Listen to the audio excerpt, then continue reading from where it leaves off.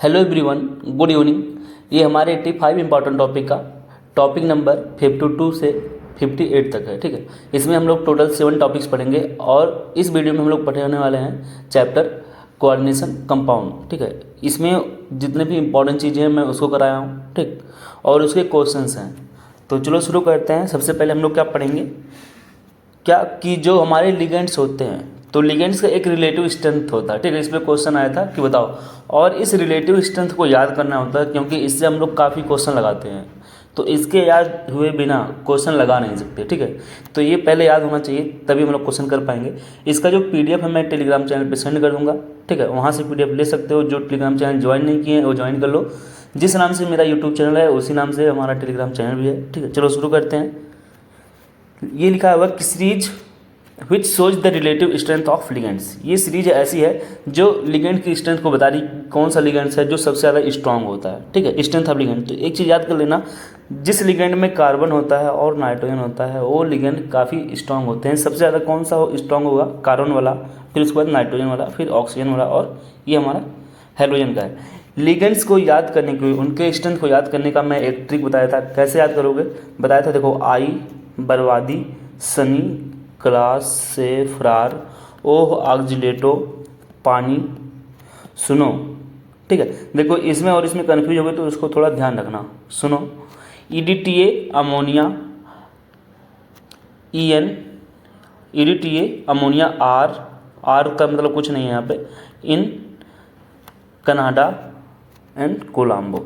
ठीक है, तो इसको इस तरह से याद कर लेना। और देखो EN से पहले यहाँ पे एक और आता है, यहाँ पे NO2 वो है नहीं, तो इसको ध्यान में रखना। ठीक है, तो ये हमारा स्ट्रेंथ ऑफ लिगेंड है, इसको तैयार कर लेना। इसका यूज हम लोग लगभग करेंगे। ठीक है, क्वेश्चन कराने के लिए कई जगह इसका यूज होता है, तो ये तरीका था याद करने का।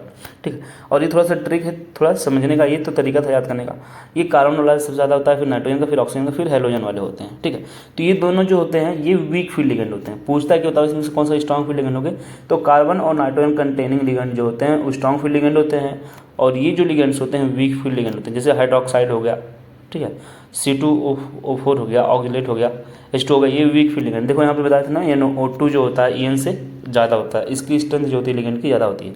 लिगेंड्स क्या होते हैं, लिगेंड्स क्या करते हैं, इलेक्ट्रॉन पेयर डोनेट करते हैं।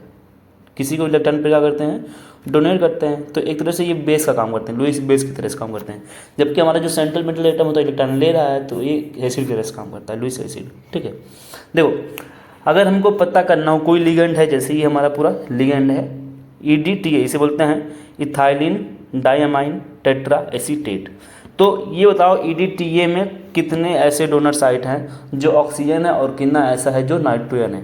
तो इसमें 2 साइट हैं जो नाइट्रोजन है और इसमें 4 साइट हैं ऑक्सीजन के। ठीक है, तो अगर मैं पूछूं बताओ ये जो हेक्साडेंडेड लिगेंड है, इसमें बताओ कितने चीलेट लिगेंड होंगे, इसमें कितने चीलेट रिंग बनेंगे। ठीक है, तो चीलेट रिंग बताने के लिए, चीलेट रिंग बताने के लिए हम लोग कैसे बताते हैं, डेंटिसिटी -1 कर दो, पता चल जाता है। इसकी डेंटिसिटी कितनी है, हेक्साडेंटेड है। देखो लिगेंड की मैं डेंटिसिटी नहीं बता रहा हूँ, अगर तुमको और डिटेल में पढ़ना है तो मैं इस चैप्टर को अच्छे से पढ़ाया हूँ, जाके पढ़ सकते हो। ठीक है, मैं लिगेंड कितने टाइप के होते हैं, मोनोडेंटेड, बाइडेंटेड, ये सब मैं नहीं पढ़ा रहा हूँ, फ्लेक्सीडेंटेड, सब ये चीज़ें मैं पढ़ा दिया हूँ। ठीक है, होमोलेप्टिक, हेप्टोलेप्टिक, तो ये सब चीज़ें पढ़ाया हूँ, इसलिए मैं पढ़ा नहीं रहा हूँ क्योंकि उतना ज़्यादा इंपॉर्टेंट मुझे लग नहीं रहा है। जो चीज़ें कॉन्सेप्ट वाली हैं थोड़ा, उसको मैं करा रहा हूँ। अगर तुम लोग को पढ़ना होगा तो जाके वहाँ से पढ़ सकते हो। ठीक है, अगर जिसका थोड़ा वीक होगा वो कर सकता है वहाँ से। देखो अब यहाँ पे ये हमारा हेक्साडेंटेड लिगेंड है, तो इसकी डेंटिसिटी कितनी है, 6 हो गई, -1 कर दो तो आ जाएगा चीलेट रिंग कितना है। ठीक है, तो ऐसे लगा सकते थे। ये क्वेश्चन देखो आया था, बोला था कि which of the following is correct order of increasing field strength of ligands, ये कोऑर्डिनेशन कंपाउंड है। तो देखो सबसे ज़्यादा कौन कार्बन कंटेनिंग लिगेंड्स ज़्यादा स्ट्रांग होते हैं, तो यहाँ पे तो ये CN वाला हो जाएगा। ठीक है, और ये हेलोजन सबसे लास्ट में जाएगा। देखो यहाँ से देख के तुम लोग कर सकते हो यहाँ से। ठीक है, ये जो दिया गया है इस सीरीज से आराम से लगा लेना। तो हमारा देखो CN हो गया, फिर उसके बाद C2O4 हो गया, फिर हमारा हेलोजन यहाँ पे है। ये NCS है और SCN दोनों में डिफरेंट है, तो पहले देख लो ये क्या है, ये SCN है, तो ये SCN है, तो इससे ज़्यादा हेलोजन का होता है, तो हेलोजन का ज़्यादा होता है, तो ये हमारा कौन सा आंसर हो जाएगा, पहला वाला हो जाना चाहिए। ठीक है, इसी तरीके से दूसरा देखो क्वेश्चन आया था 2021 में, ये क्वेश्चन आया था। Ethylene diamine tetra acetate ion जो है वो एक हेक्साडेंटेट लिगेंड है, तो बताओ with 4 oxygen and 2 nitrogen donor, तो यही सही हो गया। देखो EDTA कैसा है लिगेंड, हेक्साडेंटेट लिगेंड है जिसमें 4 ऑक्सीजन डोनर है और 2 नाइट्रोजन डोनर है। ओके, अब IUPAC हम लोग पढ़ने आ रहे हैं। कोई कॉम्प्लेक्स कंपाउंड दिया रहेगा, ठीक है, उसका हम लोग का IUPAC नेमिंग करना होता है। तो कैसे करते हैं IUPAC नेमिंग, तो इसके IUPAC नेमिंग के भी रूल्स हैं। पहला रूल क्या है कि नेम ऑफ कैटायन लिखते हैं हम लोग। Name of cation is written first, उसके बाद हम लोग एनायन का नाम लिखते हैं। जैसे NaCl हम लोग जानते हैं इसे क्या बोलते हैं, सोडियम क्लोराइड। तो सोडियम हमारा क्या है, हमारा सोडियम क्या है, कैटायन है, इसलिए इसका नाम पहले हम लोग लिखते हैं। तो इसी तरीके से मान लो कोई कॉम्प्लेक्स कंपाउंड दिया रहेगा, ये मैं बता रहा हूँ ये कॉम्प्लेक्स कंपाउंड नहीं है, मैं एग्जाम्पल लेके बता रहा हूँ। कोई भी कॉम्प्लेक्स कंपाउंड दिया रहेगा तो उसके पहले सबसे पहले क्या करते हैं, कैटायन का नेम, फिर एनायन का नेम, ठीक है। दूसरा लोग क्या है कि नंबर ऑफ सिंपल आयंस या काउंटर आयन, जो देखो ये कोऑर्डिनेशन हमारा स्फीयर होता है और इसके जो बाहर एलिमेंट होते हैं उन्हें बोलते हैं सिंपल आयन या counter ion. Is never mention, वो कितने नंबर में है उनको मेंशन हम लोग नहीं करते हैं। जैसे यहाँ पे देखो ये हमारा क्या हो गया, ये हमारा सिंपल आयन है, काउंटर आयन है, तो इसके कितने आयन हैं, 4 हैं। लेकिन मैं इसका नंबर नहीं लिखूंगा कि टेट्रा पोटेशियम, ये मैं नहीं लिखूंगा, ठीक है। तो वही लिखा है, देखो यहाँ पे लिखा हूँ, तो ऐसे मैं टेट्रा पोटेशियम नहीं लिखूंगा, केवल पोटेशियम लिखूंगा। ओके, तीसरा रूल क्या है कि number of a particular ligand is indicated by prefix such as di tri tetra, और किसी लिगेंड का कितना नंबर हम लोग इससे शो करते हैं। ओके, चलो आगे बढ़ते हैं। जैसे अब नेमिंग करना हो किसी एनायन कॉम्प्लेक्स का, हमारा जो कॉम्प्लेक्स होगा वो कैसा हो, एनायन हो। तो ये बताओ किस टाइप का कॉम्प्लेक्स हमारा, कैटायन टाइप का कि एनायन टाइप का।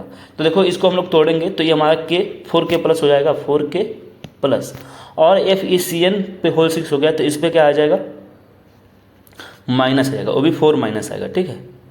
तो इस पे प्लस आ गया था पहले वाले पे, तो इस पे माइनस आ जाएगा। तो इसका अगर नेमिंग करना होता है, देखो ये एनायन टाइप के हमारे कॉम्प्लेक्स हैं, तो एनायन टाइप के कॉम्प्लेक्स करने के लिए हम लोग कैसे करते हैं, तो इनका नेमिंग करने के लिए पहले तो क्या करते हैं हम लोग, common name of the normal cation, ये हमारा जो नॉर्मल कैटायन है इसका कॉमन नेम लिखना होता है विदाउट न्यूमेरिकल प्रीफिक्स।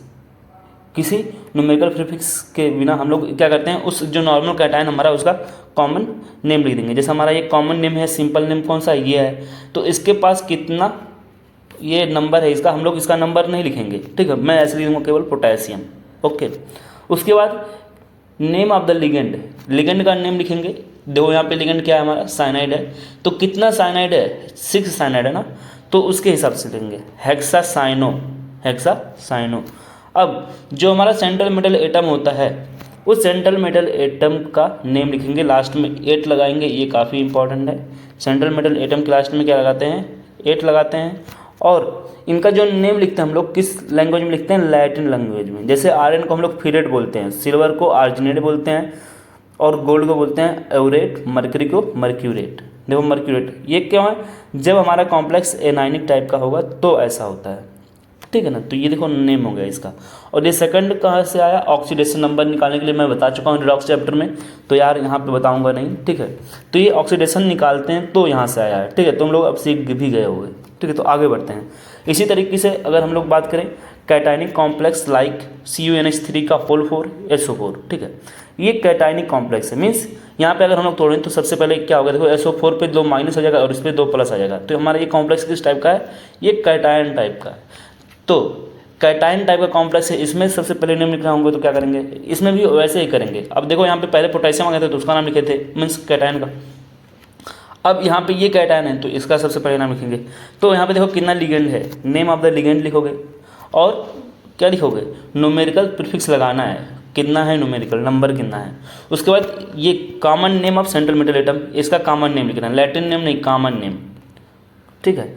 और यहाँ पे कोई 8 ओट नहीं लगाना है, जैसे वहाँ पे देखो 8 लगाते थे ना एनायन वाले में। और यहाँ पे ऑक्सीडेशन स्टेट भी लिख देना है और ये लास्ट में इसका नाम लिख देना है, किसका, ये हमारा सिंपल जो एनायन है उसका, और इसका भी प्रीफिक्स नहीं लगाना है कितना नंबर में है। अब देखो इसका नाम क्या हो जाएगा, यहाँ पे कितना है, 4 है ना, तो टेट्राएमाइन कॉपर सेकेंड सल्फेट हो जाएगा, ठीक है। इसी तरीके से मैं बोलूँ फॉर न्यूट्रल कॉम्प्लेक्स, किसी न्यूट्रल कॉम्प्लेक्स के लिए अगर मैं बात करूँ लाइक FeCO का होल 5, कोई न्यूट्रल कॉम्प्लेक्स है और उस न्यूट्रल कॉम्प्लेक्स की अगर मैं बात करूँ कि इसका न्यूमेरिकल नेम हम लोग कैसे लिखते हैं, तो कैसे लिखेंगे सेम वैसे ही जैसे हम लोग इसका लिखते हैं, कैटायन का लिखते हैं, कैटायन वाले का थोड़ा सा डिफरेंस होगा कहीं पे बस। ऑक्सीडेशन नंबर देखो यहाँ पे नेम ऑफ लिगेंड हो गया, जैसे इसका नेम ऑफ लिगेंड लिखते थे, ठीक है। कॉमन नेम ऑफ वही से सेम है, ऑक्सीडेशन स्टेट भी लिख देते हैं, रोमन में लिखते हैं, ठीक है, वैसे ही आ गया, ठीक है। तो लगभग सेम ही था कैटायन का और न्यूट्रल वाले का। कह रहे हैं कि एक रूल है, rule same just apply alphabetical order में। कह रहे हैं कि ये जितने भी रूल हैं सब हमको अल्फ़ाबेटिकल ऑर्डर में लगाने हैं, and return the name of the ligand. Okay, ये लाइन इंपॉर्टेंट है कि इफ़ लिगेंड के नेम में पहले से कोई न्यूमेरिकल प्रीफिक्स आ रहा है, जैसे बाइट्राइल आ रहा है, जैसे हम लोग जानते हैं इथाइलिन डाइअमाइन बोलते हैं ना ईएन के लिए, ईएन के क्या बोलते हैं इथाइलिन डाइअमाइन। तो ऐसे मान लो कहीं पे अब ऐसा लिखा हो लिगेंड की तरह से काम करो, तो इसको हम लोग बिस बोलेंगे। देखो अगर कहीं पे डाई है तो वहाँ पे हम लोग बिस बोलने लगेंगे, ट्राई है तो ट्रिस, टेट्रा है तो टेट्राकिस, पेंटा है तो पेंटाकिस, ठीक है, ये लिखते हैं। जैसे यहाँ पे देखो CO का होल ट्वाइस Cl2। अब सबसे पहले नेमिंग करना है, तो ये बताओ किस टाइप का लिगेंड है, ये हमारा कॉम्प्लेक्स है कैटायनिक लिगेंड, ठीक है। कैटायन है तो सबसे पहले लिगेंड का नाम लिखते हैं। बताओ इथाइलिन डाइअमाइन का लिखे हुआ नाम पहले कि क्लोरो का लिखे हुआ, अल्फ़ाबेट में बताओ तो C पहले आता है ना, तो कितना क्लोरो, डाई क्लोरो। देखो इसके हिसाब से हम लोग अल्फ़ाबेट नहीं बोलेंगे, डाई है तो इसलिए और बाई है तो इसके हिसाब से, सिर्फ मैं इस जो लिगेंड है उसके नेम से हिसाब से कर रहा हूँ। यहाँ पे C था क्लोरो और यहाँ पे E था इसलिए, ठीक है। तो C पहले आता है तो डाई क्लोरो, उसके बाद बिस क्यों लगाया, क्योंकि इथाइलिन डाइअमाइन में पहले से उसके नाम में डाई आ रहा है, तो बिस इथाइलिन डाइअमाइन लिख दो। कोबाल्ट हो गया, और इसका जो ऑक्सीडेशन स्टेट निकालोगे तो थर्ड आता है, ठीक है। वही बोला देखो prefix such as di, tri, bis, tris, ये सब जो होती हैं अल्फ़ाबेट के ऑर्डर में इंक्लूड नहीं की जाती हैं। ये देखो कुछ कॉम्प्लेक्स कंपाउंड है, उनके IPC नेम दिए गए हैं, इसको तुम लोग अच्छे प्रैक्टिस कर लेना, ठीक है। ये सब IPC नेम है, तो मैं करा नहीं रहा हूँ, इसको तुम लोग देख लेना, मैं क्वेश्चन डायरेक्ट पे आता हूँ क्वेश्चन कराने के लिए। देखो ये एक कॉम्प्लेक्स कंपाउंड है, ठीक है, और बोला है कि इसका IPC नेम क्या होगा। तो सबसे पहले IPC नेम लिखने से पहले हम लोग क्या निकालते हैं, ऑक्सीडेशन नंबर। ऑक्सीडेशन नंबर निकालोगे तो इसका आ जाएगा, देखो 6 हो गया, 6 में से 3 गए तो 3 +3 आ जाएगा। तो इसमें सब में +3 ऑक्सीडेशन स्टेट है, निकालने की जरूरत ही नहीं थी। अब देखो सबसे पहले लिगेंड है कितना 6 है, तो हेक्सा बोलोगे, हेक्सा यहाँ पे भी, हेक्सा यहाँ पे भी, हेक्सा यहाँ पे भी। और ये इसको क्या बोलते हैं साइनेटो, देखो यहाँ पे लिखा है साइनाइडो। और ये देखो माइनस टाइप का है तो फिरेट होना चाहिए, 8 लास्ट में आना चाहिए। तो हेक्सा ये वाला हो गया 8 और हेक्सा यहाँ पे 8 है, ठीक है। साइनाइटो यहाँ पे साइनाइडो है, ठीक है। तो सोचो इसके लिए यहाँ पे साइनाइटो दिया है, साइनाइटो, और यहाँ पे क्या होता है साइनाइडो। तो साइनाइड का याद कर लेना, किसको साइनाइड को हम लोग क्या बोलते हैं, साइनाइडो बोलते हैं, साइनाइडो, ठीक है, साइनाइडो बोलते हैं। CN को क्या बोलते हैं हम लोग, साइनाइडो ही बोलते हैं। देखो जैसे यहाँ पे था ये, तो हेक्सा पोटेशियम हेक्सा साइनो, और यहाँ पे देखो क्या है इस वाले में, हेक्सा साइनो, यहाँ पे फिरेट होना चाहिए था, लेकिन देखो फिरेट है, यहाँ पे भी हेक्सा साइनाइडो और यहाँ पे साइनाइटो है। तो साइनाइडो नहीं सही है, साइनाइडो गलत हो गया, साइनाइडो या तो साइनाइटो होना चाहिए था, सॉरी साइनाइटो गलत है, साइनाइटो गलत है, या तो साइनाइडो हो जाए, ठीक है, या तो साइनो जो यहाँ पे दिया था देखो इस वाले में ये नेम होना चाहिए लिगेंड का, ठीक है, या तो साइनो हो या साइनाइटो हो, ठीक है। साइनाइटो नहीं, साइनाइटो गलत हो जाएगा। साइनाइटो अगर कोई बोला तो वो गलत हो जाएगा। देखो थोड़ा सा यहाँ पे डिफरेंस है, मार के आंसर गलत कर दोगे, ठीक है। इसको इसी तरीके से होते हैं कि सिली मिस्टेक हो जाता है, तो बहुत ध्यान से इसको करना होता है। तो बाकी तो फिरेट इसमें भी था, इसमें भी था, केवल थोड़ा सा डिफरेंस है, ठीक है।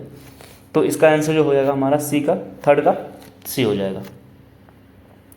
इसी तरीके से इसका IPC नेम देखो लिखना है, तो आइसोलेशन नेम निकालना जरूरत नहीं है, क्योंकि यहाँ पे लिख ही दिया है। इसका करना है तो बताओ, सबसे पहले यहाँ पे देखो इसको बोलते हैं, इसको क्या बोलेंगे, एमाइन बोलेंगे, ब्रोमो बोलेंगे, नाइट्रो बोलेंगे, क्लोरो बोलेंगे। तो सबसे पहले किसका नाम लिखेंगे, एमाइन का, A आता है, वो भी 3 है तो ट्राई अमाइनो, सब में लिखा है try amino.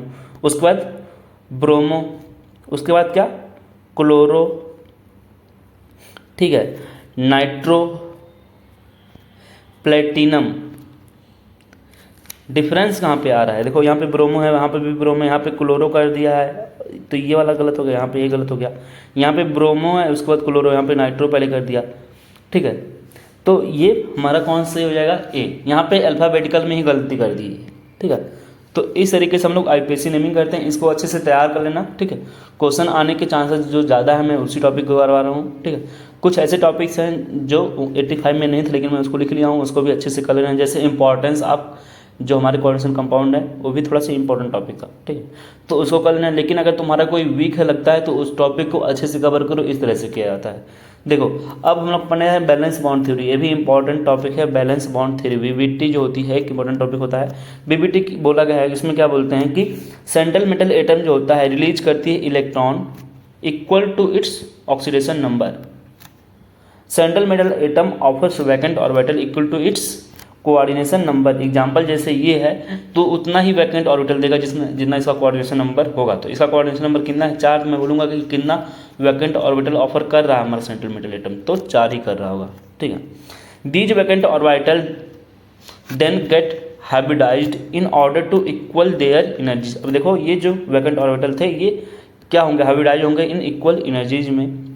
State of hybridization and geometry depends upon the coordination number. कह रहे हैं कि ये लाइन बहुत ज़्यादा इंपॉर्टेंट है कि हाइब्रिडाइजेशन क्या होगा और ज्योमेट्री क्या होगी, ये किस पे डिपेंड करता है। हाइब्रिडाइजेशन और ज्योमेट्री जो होती है वो किस पे डिपेंड करती है, कोऑर्डिनेशन नंबर पे। जैसे मैं बोलूँ कि यदि कोऑर्डिनेशन नंबर 2 है तो बताओ स्टेट ऑफ हाइब्रिडाइजेशन क्या होगा और ज्योमेट्री क्या होगी। तो यदि कोऑर्डिनेशन नंबर 2 है तो हाइब्रिडाइजेशन जो होगा SP होगा और ज्योमेट्री क्या होगी, लीनियर होगी। 3 है तो SP2 ट्राइगोनल प्लेनर हो गया। इसी तरीके से यदि 4 है तो DSP2, ठीक है, DSP2 और यहाँ पे स्क्वायर प्लेनर हो गया। या SP3 4 होने से दो चीज़ें हो सकती हैं, या तो SP3 होगा या तो DSP2 होगा। ये डिपेंड करता है किस तरह का लिगेंड है, ये भी किस तरह का लिगेंड है उस पर डिपेंड करेगा, ठीक है। इसी तरीके से 5 है तो SP3D2 हो जाता है, SP3D हो जाता है। 6 है तो SP3D2 या D2SP3 होता है, ठीक है। और ये याद कर लेना कि किसमें कौन सा ऑर्बिटल होता है, ये मैं लिखा हूँ तो इसको याद कर लेना, ये डायरेक्ट ऐसे पूछ लेता है, ठीक है। देखो 5th नंबर का है कि in presence of strong field ligand. अब ये चीज़ें जो आ रही हैं बता रहा था ना कि स्ट्रॉन्ग फील्ड लिगेंड होने से जो होता है थोड़ा सा हाइब्रिडेशन चेंज कर जाता है। देखो यहाँ पे SP3 होगा कि DSP2 का किस पे डिपेंड कर रहा है कि किस टाइप का लिगेंड है, स्ट्रॉन्ग फील्ड लिगेंड है कि वीक टाइप का लिगेंड है, ये अभी तुम लोग देखोगे खुद से। देखो अब यही बोल रहा है यहाँ पे कि in the presence of strong field ligand generally pairing of, ये लाइन बहुत ज़्यादा इंपॉर्टेंट है। जब स्ट्रॉन्ग फील्ड लिगेंड होता है तो पेयरिंग कराते हैं, जब वीक फील्ड लिगेंड होता है तो पेयरिंग नहीं कराते हैं। ऐसा क्या होता है कि जब स्ट्रॉन्ग फील्ड लिगेंड होता है तो पेयरिंग हो जाती है बिफोर हाइब्रिडाइजेशन। क्यों हो जा रहा है, क्योंकि स्ट्रॉन्ग फील्ड लिगेंड जो होती है इन N-1d इलेक्ट्रॉन, ठीक है, ये क्या करता है, नंबर ऑफ अनपेयर्ड इलेक्ट्रॉन की कमी करा देता है, पैरामैग्नेटिज्म की कमी कराता है, लो स्पिन कॉम्प्लेक्स या स्पिन पेयर्ड कॉम्प्लेक्स बनवाता है, ठीक है। कह रहे हैं कभी भी स्ट्रॉन्ग फील्ड लिगेंड है तो वो पेयरिंग करा देता है, ठीक है। और जब पेयरिंग हो जाती है इसकी वजह से नंबर ऑफ अनपेयर्ड इलेक्ट्रॉन कम हो जाएंगे ना, तो पैरामैग्नेटिक कैरेक्टर भी कम हो जाता है और स्पिन कॉम्प्लेक्स जो बनता है लो स्पिन कॉम्प्लेक्स बनता है। एक चीज़ याद कर लेना, मैग्नेटिक मोमेंट निकालने के लिए हम लोग लिखते हैं N ब्रैकेट में N+2 और बोर मैग्नेट्रॉन यहाँ पे है। ये फार्मूला याद किया रहना, भूल जाता है कभी कभी, लगता है कि N+1 है, तो यहाँ पे N+1 नहीं N+2 है, ठीक है। बट यदि weak field ligand is not capable of pairing of N-1d electron, अगर कहीं पे वीक फील्ड लिगेंड होता है तो पेयरिंग नहीं करा पाता है, तो इससे क्या होता है, अब पेयरिंग नहीं हुआ तो पैरामैग्नेटिक कैरेक्टर इंक्रीज कर जाता है, तो हाई स्पिन कॉम्प्लेक्स बनता है, ठीक है। तो वही बोल रहा है कि स्ट्रॉन्ग फील्ड लिगेंड जो होते हैं normally form the inner orbital complex, क्योंकि ये पेयरिंग करा दिया है और ये बनाता है इनर ऑर्बिटल कॉम्प्लेक्स बनाते हैं, जबकि वीक फील्ड लिगेंड जो होते हैं आउटर ऑर्बिटल कॉम्प्लेक्स बनाते हैं, जो यहाँ पे लिखा हुआ है। देखो इनर ऑर्बिटल कॉम्प्लेक्स और आउटर ऑर्बिटल कॉम्प्लेक्स के बारे में बताया जा रहा है कि इनर ऑर्बिटल कॉम्प्लेक्स कब बनेगा, जब स्ट्रॉन्ग फील्ड लिगेंड होंगे तो बनेगा।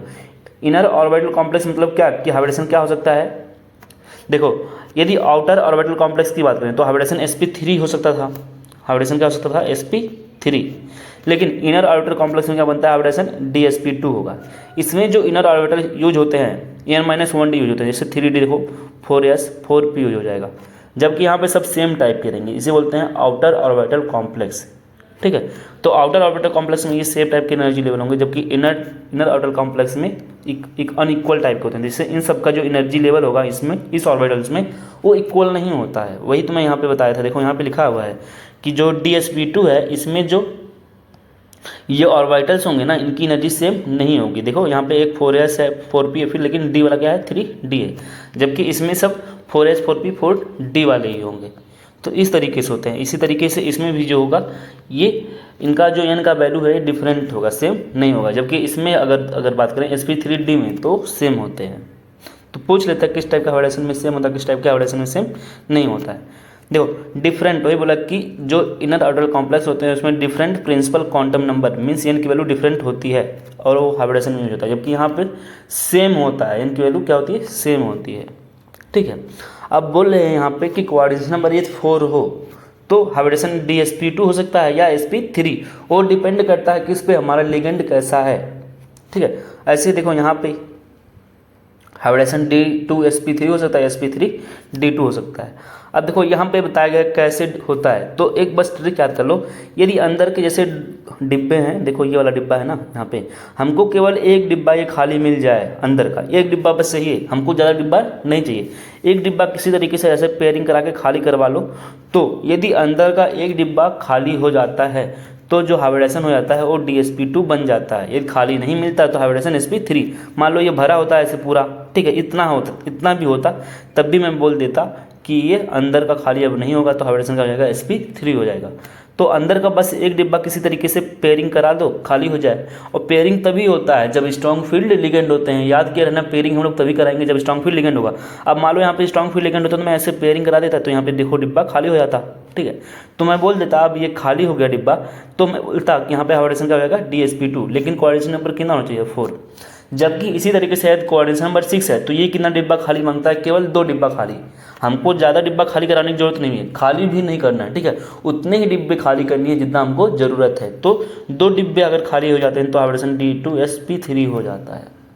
ठीक है, जैसे यहाँ पे देखो एक NiCl4 का होल ट्वाइस है, ठीक है, माइनस यहाँ पे है, और इसी को मैं इस तरीके से लिख सकता हूँ। तो बोला है कि बताओ इस कॉम्प्लेक्स कंपाउंड का, ठीक है, पहले तो हम लोग क्या करते हैं, इसका जानते हैं कि इसका हम लोग इलेक्ट्रॉनिक कॉन्फ़िगरेशन करेंगे, तो कुछ इस तरीके से इलेक्ट्रॉनिक कॉन्फ़िगरेशन आएगा। ठीक है, 3D 8 हो गया, देखो इसमें कितना आएगा टोटल 3D 8, बाकी 4s और 4p। और क्योंकि यहाँ पे 4s कैसे हुआ, क्योंकि यहाँ से इलेक्ट्रॉन 2 निकल चुका है इसलिए 4s है, और 4p में कोई इलेक्ट्रॉन होता भी नहीं है। ठीक है, अब सोचो ये हमारा क्लोरीन कैसा है, एक वीक फील्ड लिगेंड है कि स्ट्रॉन्ग फील्ड लिगेंड है। अब वहाँ पे जाओगे तुम स्ट्रेंथ ऑफ लिगेंड, इसलिए बोला था कि स्ट्रेंथ ऑफ लिगेंड जो होता है उसको याद कर लेना, काफ़ी इंपॉर्टेंट है। ये वीक फील्ड लिगेंड होते हैं, ये पेयरिंग नहीं करा पाएंगे। अब पेयरिंग नहीं कराएंगे तो हाइब्रिडेशन क्या हो जाएगा हमारा, अब देखो हाइब्रिडेशन sp3 हो जाएगा।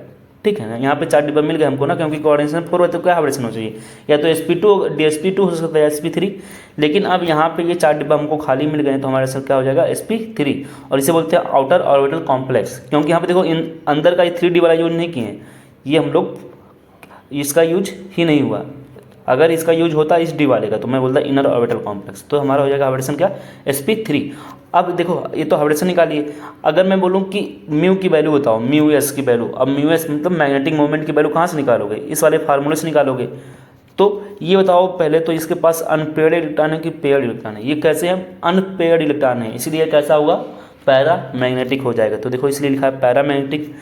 sp3 हाइब्रिडेशन इसलिए टेट्राहेड्रल बोल रहे हैं। ठीक है, और कॉम्प्लेक्स कैसा आउटर ऑर्बिटल कॉम्प्लेक्स है। और ये बताओ हाई स्पिन कॉम्प्लेक्स बना, अगर पेयरिंग होता तो मैं बोलता कि लो स्पिन कॉम्प्लेक्स बना, लेकिन पेयरिंग नहीं हुआ तो हाई स्पिन कॉम्प्लेक्स। जैसे ये वाला कॉम्प्लेक्स कंपाउंड है, अब इसका पहले तो ऑक्सीडेशन नंबर निकालोगे तो +3 होगा, कोबाल्ट पे +3, कोबाल्ट +3 इसका इलेक्ट्रॉनिक कॉन्फ़िगरेशन अगर करोगे तो 3d6 होता है और 4s2 होता है। तो 4s2 से जो निकल गया इलेक्ट्रॉन, क्योंकि यहाँ पे +3 था तो निकल चुका है यहाँ से इलेक्ट्रॉन। ठीक है, और एक यहाँ से निकल जाता है, क्योंकि यहाँ पे अगर ऐसे होता है देखो 3d7 होता है। पहले तो कोबाल्ट का क्या होता है कि 3d4s2 3d7, देखो 3d7 4s2 होता है, तो 2 यहाँ से निकल चुका है तो यहाँ पे खाली हो गया है, देखो यहाँ का इलेक्ट्रॉन, और यहाँ से निकल चुका है यहाँ से भी, तो इतना ये बचा है। अब ये बताओ जो साइनाइड होता है हमारा स्ट्रॉन्ग फील्ड लिगेंड है कि वीक फील्ड लिगेंड है। हमारा साइनाइड जो होता है बताया था स्ट्रॉन्ग फील्ड लिगेंड है, तो ये क्या कराएगा पेयरिंग कराएगा। तो देखो यहाँ के इलेक्ट्रॉन को यहाँ पे भेज दिया, यहाँ के यहाँ को, तो देखो 2 डिब्बा हो गया खाली, यदि 2 डिब्बा हमको खाली हो गए तो हाइब्रिडेशन क्या हो जाएगा, D2sp3 हाइब्रिडेशन हो जाएगा, क्योंकि ये स्ट्रॉन्ग फील्ड लिगेंड था। ठीक है, अब हाइब्रिडेशन D2sp3 हो चाहे sp3D2 हो, ये जो ज्योमेट्री होती है ऑक्टाहेड्रल ही होती है। बट ये बताओ, आप देखो ये पेयरिंग करा दिया, ये पेयर्ड हो गए, तो लास्ट में सब जो हो गए पेयर्ड हो गए, मीन्स हमारा जो कंपाउंड हो गया वो कैसा होगा, डायामैग्नेटिक। और म्यू की जो वैल्यू आएगी वो 0 आएगी, क्योंकि एन इक्वल टू क्या है यहाँ पे, एन इक्वल टू 0 है, तो लो स्पिन कॉम्प्लेक्स बना और इसे बोलेंगे इनर ऑर्बिटल कॉम्प्लेक्स। ठीक है, इसी तरीके से ये किया गया है और इसी तरीके से सेम इसको किया गया है। देखो जैसे यहाँ पे Ni2+ है, अब देखो यहाँ पे इसमें क्या डिफरेंस है, इन दोनों में बस डिफरेंस क्या है कि यहाँ पे लिगेंड है, यहाँ पे क्लोरीन था, यहाँ पे साइनाइड है। बाकी वही कि इसका हम लोग जानते हैं 3D8 आया होता और 4s2 आया होगा, और 2 है तो यहाँ पे माइनस आया हुआ है, इसको ऑक्सीडेशन यहाँ से 2 निकल गया है तो यहाँ पे 0 इलेक्ट्रॉन है।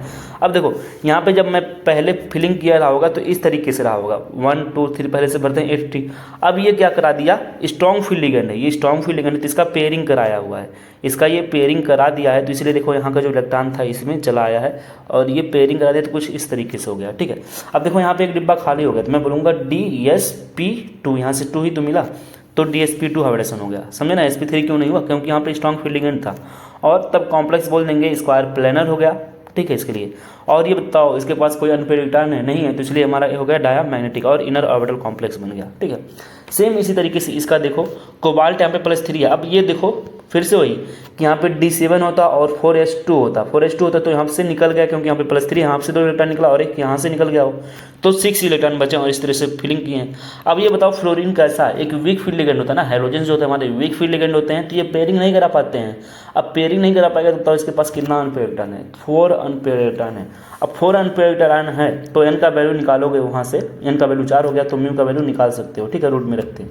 अब देखो जो वैल्यू आएगा हमेशा याद रखना, जो वैल्यू आता है ये तो समझ गए ना, ऑक्टाहेड्रल होगा, पैरामैग्नेटिक होगा, sp3D2 होगा, और जो वैल्यू आता है 4 पॉइंट कुछ होगा। जितने अनपेयर्ड इलेक्ट्रॉन होते हैं, मान लो 3 अनपेयर्ड इलेक्ट्रॉन होते हैं, मैं बोलता 3 पॉइंट कुछ, एक अनपेयर्ड इलेक्ट्रॉन बोलता मैं 1 पॉइंट कुछ। ठीक है ना, तो जितने अनपेयर्ड इलेक्ट्रॉन होते हैं उसी के पॉइंट में आ जाता है। अब इसको तुम लोग खुद से देख लेना एग्जाम्पल। ठीक है, ये कैसे हुआ है, ठीक, ये कैसे हुआ इसको देख लेना, नहीं तो चलो अच्छा मैं करा देता हूँ। देखो ये जो है निकिल कॉम्प्लेक्स है, निकिल का देखो यहाँ पे ऑक्सीडेशन स्टेट क्या होगा, 0 होगा, क्योंकि ये क्या होता है न्यूट्रल लिगेंड है, तो इसका 0 हो गया ऑक्सीडेशन स्टेट। अब यहाँ पे मुझे जो करना था, मैं लिखता कि क्या, यहाँ पे मैं लिखता 3D8 और 4s2 है। अब हमारा जो निकिल है एक स्ट्रॉन्ग फील्ड लिगेंड है, ठीक है ना। अब यहाँ से तो इसका इलेक्ट्रॉन निकला नहीं, यहाँ से भी नहीं निकला, तो यहाँ पे पहले मैं ऐसे लिखा होता 1 2 3 ऐसे लिखा होता कि 1 है, ये सही से लिखा नहीं है। ठीक है, इस तरीके से नहीं रहता, इसको मैं यहाँ पे बना रहा हूँ, अभी देखो 1 2 3 4 5 6 7 8 ऐसे था ना। ठीक है, लेकिन ये हमारा जो कोबाल्ट स्ट्रॉन्ग फील्ड लिगेंड है, तो यहाँ के जो इलेक्ट्रॉन्स हैं इसमें चलाया, यहाँ पे चलाया, एक यहाँ पे चलाया, तो ये डिब्बा खाली हो गया, ये डिब्बा खाली हो गया। तो अब देखो ये पूरा फिल हो गया, अब खाली, तो ये हो गया हमारा टेट्राहेड्रल और ये डायमैग्नेटिक, ये आउटर ऑर्बिटल कॉम्प्लेक्स ही बन रहा है, और जो ये लो स्पिन कॉम्प्लेक्स बन रहा है। इसी तरीके से इसमें देखो, इस वाले में, ठीक है, इसका देखोगे तो ये D4 होगा Mn+3 का। देखो Mn+3 का हम लोग जानते हैं कितना, पहले तो D5 होता है, 3D5 और 4s2, लेकिन 2 यहाँ से निकल जाएगा, एक यहाँ से, तो 4 ही बताया ना, 4 इस तरह से बचा हुआ है। अब ये बताओ कि ये क्या कराएगा, स्ट्रॉन्ग फील्ड लिगेंड है तो पेयरिंग कराएगा, तो ये क्या करेगा, यहाँ से एक यहाँ पे भेज देगा। ठीक है, यहाँ से भेज दिया, अब इतना बचा, अब इसका बता सकते हो सब कुछ, और ये यहाँ पे 2 डिब्बा खाली होगा तो बता जाओ। ठीक है, अब देखो यहाँ पे इसी तरीके से इसका ये क्वेश्चन जो दिया है इसके लिए। ठीक है, तो यहाँ पे जिंक हमारा है, जिंक में जो था हम लोग जानते हैं 3D10 होता है और 4s2 होता है, 4s2 के लिए वहाँ से निकल गया, और D10 यहाँ पे पूरा भरा हुआ है। अब ये पूरा भरा हुआ है तो यहाँ से यहाँ तक का 3 हमको डिब्बा खाली मिल गया, तो हाइब्रिडेशन देखो sp3 हो गया, और ये कोई अनपेयर्ड नहीं, तो डायमैग्नेटिक टेट्राहेड्रल हो जाएगा, म्यू 0 हो जाएगी। ठीक है, तो कुछ ट्रिक है, बताया जा रहा है, कैसे याद कर लेना कि यदि कोऑर्डिनेशन नंबर किसी का 6 आ रहा हो, यदि किसी का कोऑर्डिनेशन नंबर 6 आ रहा हो और वहाँ पे जो इलेक्ट्रॉन आ रहे हो D में वो D1 D2 D3 आ रहे हो, ठीक है, तो हमारा जो कंपाउंड होगा कैसा होगा, पैरामैग्नेटिक होगा। वो वहाँ पे चाहे वीक फील्ड लिगेंड हो चाहे स्ट्रॉन्ग फील्ड लिगेंड। सोचो यहाँ पे है, अब हमको 2 डिब्बा पहले से ही खाली है, तो हमको पेयरिंग करने की जरूरत है अगर स्ट्रॉन्ग फील्ड लिगेंड होता, कोई ज़रूरत नहीं है क्योंकि डोर डिब्बा पहले से खाली हो गया, तो पेयरिंग कराएंगे नहीं तो पैरामैग्नेटिक होगा। यदि ये वीक फील्ड लिगेंड हो तो पेयरिंग करा नहीं पाता, तब भी वही होता। तो कह रहा है कि अगर D1 D2 D3 हैं, ठीक है, तो हाइब्रिडाइजेशन क्या हो जाएगा D2sp3, क्योंकि यहाँ से 2 लेंगे ही। तो ये हमेशा ऐसा होता है, याद कर लेना। किसी में से D3 आ जाए, D1 आ जाए, D2 आ जाए, D3 आ गया ना, और कोऑर्डिनेशन नंबर 6 है। अब चाहे जो लिगेंड हो, हमको कोई मतलब नहीं है कैसा लिगेंड है, बस तुरंत मार देना, हाइब्रिडाइजेशन क्या हो जाएगा D2sp3, ठीक है।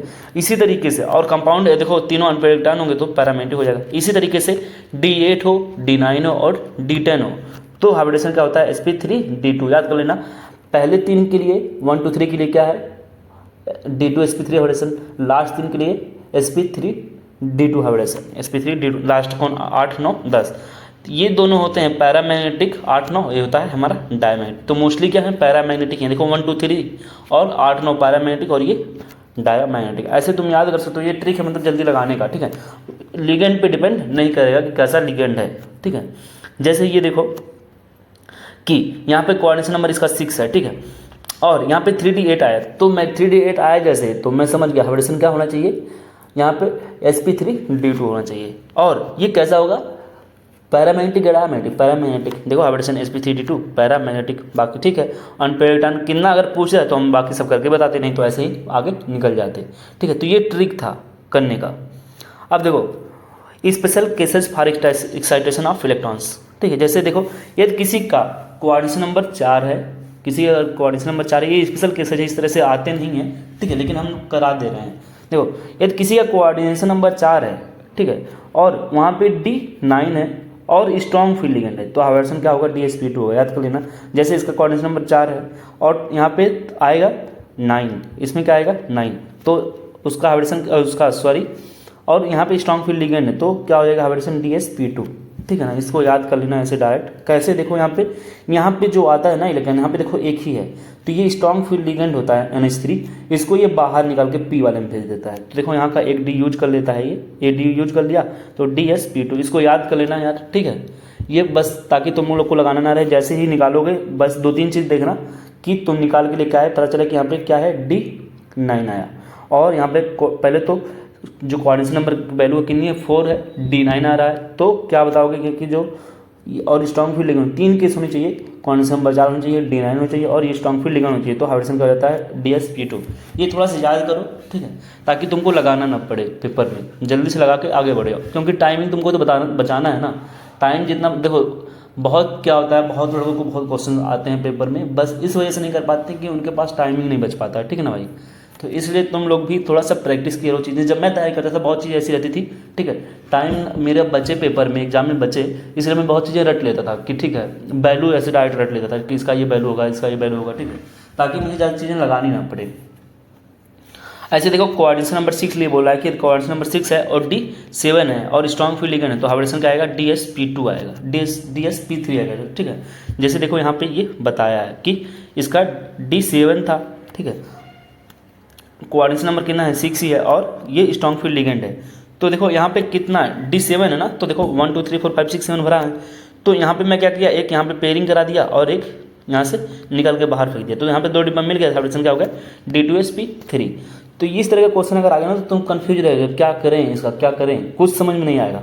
इसलिए तुमको डायरेक्ट ऐसे याद कर लेना चाहिए कि यदि D7 आ रहा है, ठीक है, देखो मैं तुमको स्ट्रॉन्ग फील्ड लिगेंड के लिए, वीक फील्ड लिगेंड के लिए तो ये तो बता दिया था, ऊपर ट्रिक बताया ही, तो इसका भी ऐसे ही याद कर लो कि स्ट्रॉन्ग फील्ड लिगेंड हो, 6 हो और D7 हो, तो हाइब्रिडेशन क्या होगा DsP3 होगा, बस इतना ही तो रहता है, D2sp3 होगा। अब देखो आगे बढ़ते हैं कि सेंट्रल मेटल एटम अगर हमारा 4D से हो, सीरीज से हो या उसके नीचे का हो, 4D series, central metal atom हमारा अगर 4D सीरीज से हो या उसके 5D सीरीज को नीचे का हो, तो कोई भी लिगेंड हो वहाँ पे, चाहे वीक फील्ड लिगेंड हो चाहे स्ट्रॉन्ग फील्ड लिगेंड हो, ठीक है, वो एक स्ट्रॉन्ग फील्ड लिगेंड की तरह से बिहेव करता है, लेकिन 3D सीरीज के लिए वो वीक फील्ड लिगेंड की तरह। यहाँ पे लिखा है कि for central metal atom of 4D series, 5D series, ठीक है, यहाँ पे 5D थोड़ा कर लो, यहाँ पे लग रहा है 3 है, 5D सीरीज, वो सब के लिए क्या करते हैं, एक स्ट्रॉन्ग फील्ड लिगेंड की तरह से बिहेव करते हैं, और ये वैलिड होता है ऑल कोऑर्डिनेशन नंबर के लिए, ठीक है, चाहे वो कोऑर्डिनेशन 5 हो 6 हो, सबके लिए एप्लीकेबल है। जैसे मैं बोलूँ कि देखो कुछ एग्जांपल्स अभी, तो ये वाला यहाँ पे बताओ निकिल के लिए, निकिल यहाँ पे है, ये बताओ किस सीरीज का एलिमेंट है, 3D सीरीज का है, तो क्लोरीन कैसा लिगेंड की तरह से काम करेगा, स्ट्रॉन्ग फील्ड की वीक फील्ड लिगेंड की तरह से काम करेगा। लेकिन यही क्लोरीन अब देखो ये प्लेटिनम ठीक है। 4D सीरीज का है तो इसके लिए स्ट्रॉन्ग फिलिग्रेन की तरह से काम करेगा। ऐसे ही देखो यहाँ पे प्लेटिनम के साथ 5D सीरीज का है तो इसके लिए स्ट्रॉन्ग फिलिग्रेन की तरह से काम करेगा। तो हाइब्रिडेशन क्या होता जाएगा, DsP2 DsP2 जाएगा। जबकि देखो मरकरी है यहाँ पे तो इसका उस तरह से आ रहा है, देखो डी आता है D10, ठीक है ना, थोड़ा सा हाइब्रिडेशन पर डिपेंड करता है, मोस्टली देखो यही कर रहा है। लेकिन ये हम लोग कैसे बिना वो सब इलेक्ट्रॉनिक कॉन्फ़िगरेशन किए ही बता ले जा रहे हैं ना। लेकिन इसमें जब करोगे तो ऐसे डायरेक्ट अगर बता देते तो गलत हो जाता, क्योंकि यहाँ पे जब इसका इलेक्ट्रॉनिक कॉन्फ़िगरेशन करोगे तो कुछ इस तरीके से आएगा, लेकिन इनका इलेक्ट्रॉनिक कॉन्फ़िगरेशन करते तो इस तरीके से नहीं आता, ठीक है। तो इसका याद कर लेना, HgI4 का क्या हो जाएगा, sp3 हाइब्रिडेशन होता है, ठीक है। और इसका तो कैसे आए तो मैं बता ही दिया हूँ, ठीक।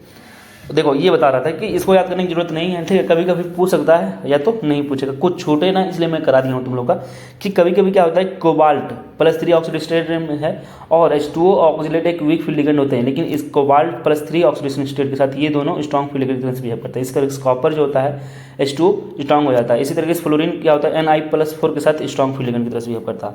और अमोनिया हमारा एक वीक स्ट्रॉन्ग फील्ड लिगेंड है, लेकिन वीक फील्ड लिगेंड की तरह से बिहेव करता है, किसके साथ, Mn+2 और Fe+2 के साथ। ओके, यहाँ पे देखो वही चीज़ें जो अभी हमने पढ़ी हैं कि आयरन हमारा 3D सीरीज का है तो क्या हो जाएगा, sp3d2 हाइब्रिडेशन हो जाएगा। लेकिन ये और ये किस सीरीज के एलिमेंट हमारे 4D 5D, तो ये देखो H2 एक स्ट्रॉन्ग फील्ड लिगेंड की तरह से काम कर रहा है तो हाइब्रिडेशन क्या हो रहा है, ये सब आ रही है, ठीक है। ये ब्राउन रिंग कॉम्प्लेक्स याद कर लेना फार्मूला, ये क्या करता है, एक ब्राउन रिंग कॉम्प्लेक्स देता है और यहाँ पे देखो ये वीक फील्ड लिगेंड की तरह से काम कर रहे हैं, ये याद कर लेना। मान लो 2 लिगेंड्स हैं, ठीक है, और ये दोनों देखो यहाँ पे 5 लिगेंड है, यहाँ पे NO ये हमारा एक स्ट्रॉन्ग फील्ड लिगेंड है, ठीक है। लेकिन यदि नंबर दोनों के बराबर होते हैं, मान लो यहाँ पे 3 मॉलिक्यूल पानी का होता है और 3 मॉलिक्यूल NO को होता, तो मैं बोलता कि पूरा कॉम्प्लेक्स एक स्ट्रॉन्ग फील्ड लिगेंड की तरह से काम करेगा। लेकिन ये नंबर बराबर नहीं है, ठीक है। यदि वीक वाले का ज़्यादा हो गया, ठीक है, तो एक वीक फील्ड लिगेंड की तरह से ओवरऑल काम करते हैं, ठीक है। तो ये बताया गया यहाँ पे।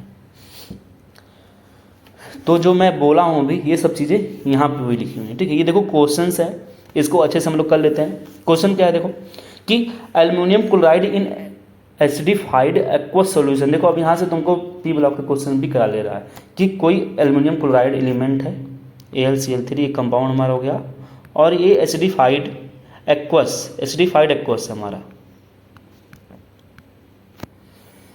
एसिडिफाइड और एक्वस सॉल्यूशन फॉर्म एक कॉम्प्लेक्स ए और एक कॉम्प्लेक्स ए बन रहा है in which hybridization state of aluminium is B.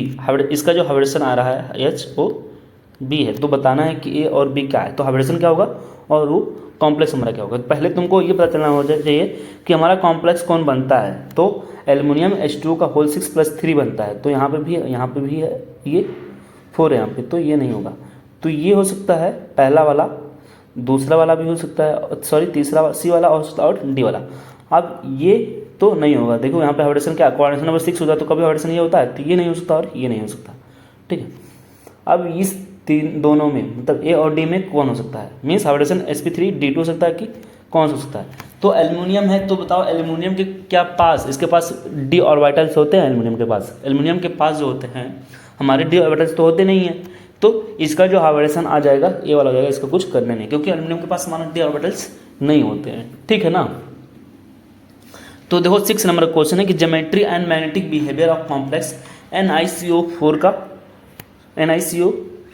ठीक ना, इसका बताना है। तो इस क्वेश्चन को मैं करवा चुका हूँ, ऊपर देखोगे तो तुमको पता चलेगा। देखो पहले तो ये स्ट्रॉन्ग फील्ड लिगेंड है और ये, ठीक है, हमारा क्या आएगा 3D8 आएगा। देखो जल्दी जल्दी मैं कैसे करता हूँ, यहाँ पे 3D8 है, जल्दी से बना लूँगा मैं कि 8 खाना बनाना है, 4 5 और यहाँ पे बनाऊँगा 6 7, ठीक है, यहाँ पे 8, ये यहाँ पे खाली करवा देगा, तो एक डिब्बा हमको खाली मिल गया, एक डिब्बा खाली हो गया। और देखो सब पेयर्ड हो गए, मीन्स डायमैग्नेटिक हो गया, डायमैग्नेटिक ये होगा नहीं, ये होगा नहीं, डायमैग्नेटिक हो गया। और ये हमारा हो जाएगा स्क्वायर प्लेनर ज्योमेट्री, क्योंकि यहाँ पे एक डिब्बा खाली था, हाइब्रिडेशन क्या होगा DsP2। इसको मैं ऊपर करवाया हूँ, ऊपर एग्जाम्पल देख लेना यार, ठीक है ना। यहाँ पे देखो अभी करवाया था इसका ये वाला, ठीक है। तो देखो सब कुछ वही था, डायमैग्नेटिक था और स्क्वायर प्लेनर था। तो यहाँ पे जितना भी करवाया हूँ मैं, इसको एक बार देख लेना अच्छे से, उसको तैयार कर लोगे तो देखो क्वेश्चन इजीली अपने आप लगते चले जाएंगे। तो जो हमारा आंसर हो जाएगा इसका हो जाएगा स्क्वायर प्लेनर ज्योमेट्री और डायमैग्नेटिक हो जाएगा, ठीक है। ये देखो कह रहा है कि एक कोई कॉम्प्लेक्स कंपाउंड है जिसका मैग्नेटिक मोमेंट कितना है 1.173 है, तो बताओ इसमें से कौन सा कॉम्प्लेक्स कंपाउंड है। अब देखो 1.173 बोर मैग्नेटॉन है, इसका मतलब क्या है कि ये जो कॉम्प्लेक्स कंपाउंड होगा उसके पास कितना अनपेयर इलेक्ट्रॉन होगा, 1 2 3 कितना बताओ जल्दी, 1 होगा, ठीक है ना। इसके पास अनपेयर इलेक्ट्रॉन n की वैल्यू कितनी होनी चाहिए, 1 आनी चाहिए, ठीक है ना। बस इतना याद करो, यदि यहाँ पे 2 होता तो मैं बोलता 2 होनी चाहिए, यहाँ पे आगे 3 होता तो मैं 3, इसको बस देखो, इसको भूल जाओ, ठीक है। जो होगा आगे वही उसके बाद अनपेयर्ड इलेक्ट्रॉन होगा। अब देखो TiCl4 है, ये सब कॉम्प्लेक्स हैं, तो सबका चेक करना पड़ेगा तो बता पाओगे। तो इसमें जो आंसर है मैं उसको करके बताता हूँ, ठीक है। तो देखो, जब सबसे पहले इसका आंसर देखो जो होना चाहिए, ये सी दिया है, तो इसके पास एक अनपेयर्ड इलेक्ट्रॉन होगा। देखो अभी कैसे, पहले तो ये बताओ कॉपर जो है किस ऑक्सीडेशन स्टेट में है, कॉपर हमारा किस ऑक्सीडेशन स्टेट में है। कॉपर का निकालोगे ऑक्सीडेशन स्टेट, कॉपर +2 आएगा, इसको निकाल के एक बार देख लेना चाहे तो, ठीक है ना। कॉपर का ऑक्सीडेशन स्टेट +2 आया, और इसका जब इलेक्ट्रॉनिक कॉन्फिगरेशन आएगा, हम लोग जानते हैं 3D, हम लोग क्या बोलते हैं 3D10 और 4s1 बोलते हैं, यही तो बोलते हैं 3D10 4s1 बोलते हैं, याद है ना, 3D10 4s1। और अभी हम लोग पढ़े थे क्या कि इस तरीके से देखो, यहाँ से एक इलेक्ट्रॉन निकल गया और एक इलेक्ट्रॉन यहाँ से निकल गया, तो 3D9 हो गया। तो पहले ये बताओ, अभी हम लोग पढ़े थे किसी कोई कॉम्प्लेक्स कंपाउंड है जिसका कोऑर्डिनेशन नंबर 4 हो, जो इलेक्ट्रॉनिक कॉन्फ़िगरेशन हो 3D9 हो, स्ट्रॉन्ग फील्ड लिगेंड हो, तो हाइब्रिडेशन क्या होता था, हाइब्रिडेशन sp3 होता था कि क्या होता था कि DsP2 होता था। बताओ, इसका हाइब्रिडेशन देखो, यहाँ पे कॉम्प्लेक्स DsP2 होता था ना, ये वाला एग्जाम्पल देखो, ये वाला एग्जाम्पल DsP2 होता था ना। तो आंसर तो हाइब्रिडेशन तो पूछा नहीं है, यहाँ पे देखो इसके पास एक अनपेयर्ड इलेक्ट्रॉन रह जाता है। देखो कॉम्प्लेक्स का एग्जाम्पल आ गया ना अब यहाँ पे, अब इसके पास एक अनपेयर्ड इलेक्ट्रॉन ये वाला रह जाएगा। देखो जब इसका हम लोग इलेक्ट्रॉनिक कॉन्फ़िगरेशन करते हैं, ये ऐसे करेंगे ना, यहाँ पे 1 2 3 4, अभी यहाँ पे 1 हो गया, 2 हो गया, 3 4 5 6 7 8 1 9। अब ये वाला जो इलेक्ट्रॉन है ना, ये तो पेयर कहीं कर नहीं पाएगा, अब इसको बाहर फेंक देते हैं क्योंकि स्ट्रॉन्ग फील्ड लिगेंड था हमारा अमोनिया, ठीक है। और यहाँ पे ये ले लेते हैं अंदर से, तो इसका हाइब्रिडेशन अगर आएगा तो पूछा होता तो DsP2 होता, ठीक है। और इसी के पास एक इलेक्ट्रॉन है, बाकी इन सबका चेक करोगे तो कुछ और आएगा। जैसे इसका देखोगे तो इसका भी हम लोग देख के आए हैं क्या होता है, इसका देखो साइनाइड है, यहाँ पे CO, बात एक ही है, चाहे CO चाहे साइनाइड, दोनों स्ट्रॉन्ग फील्ड लिगेंड है, बात वही आएगा। सॉरी, यहाँ पे देखो ये जो है हमारा Ni, सॉरी थोड़ा सा गलत हो रहा होगा, NiCO4 का होल 4 है, इसका कोऑर्डिनेशन, इसका जो ऑक्सीडेशन नंबर आएगा वो 0 आएगा, ठीक है ना। इसका ऑक्सीडेशन नंबर 0 है, Ni का ऑक्सीडेशन नंबर यहाँ पे 0 है, जबकि यहाँ पे कितना ऑक्सीडेशन नंबर, इस वाले में यहाँ पे Ni का ऑक्सीडेशन नंबर +2 है। आंसर तो सही है, ठीक है ना यहाँ पे, लेकिन देखो 6 नंबर का ये आंसर सही नहीं होगा, क्या होगा ये वाला। कैसे देखो, यहाँ पे मैं जल्दी से मार दिया, यहाँ पे Ni है ना, Ni और 0 ऑक्सीडेशन स्टेट पर मीन्स 3D क्या हो जाएगा, इसका 3D8 हो गया और 4s2 हो गया ना। 3D8 का मीन्स ऐसे ऑर्बिटल्स बनाओ, देखो जल्दी जल्दी यही गलत होता है। मुझे क्या लग रहा था कि इसका ऑक्सीडेशन स्टेट +2 आएगा, ठीक है ना, सिलिंग मिस्टेक यही है यहाँ पे देखो। और मैं तुमको ऊपर वाला एग्जाम्पल भी दिखा दिया कि हमको लगा वही है, क्योंकि मेरे दिमाग में वही चल रहा था कि वही होगा। अब देखो ये इतना ये हो गया, इसका देखो 4s2 है, तो यहाँ पे इलेक्ट्रॉन फिलिंग कर लो, ठीक है ना इसका।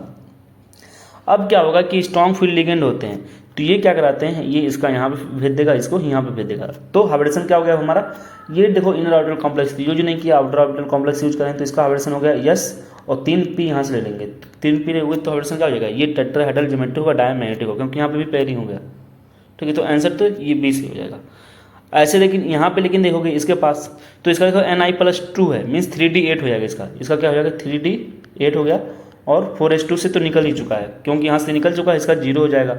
अब यहाँ पे 3D8 है, तो पेयरिंग तो यहाँ पे हो जाएगा, देखो 4 1 2 3 4 5 6 7 8, तो ये पेयरिंग यहाँ पे हो गया, एक डिब्बा खाली हो गया, तो हाइब्रिडेशन क्या हो जाएगा इसका DsP2 ही आएगा।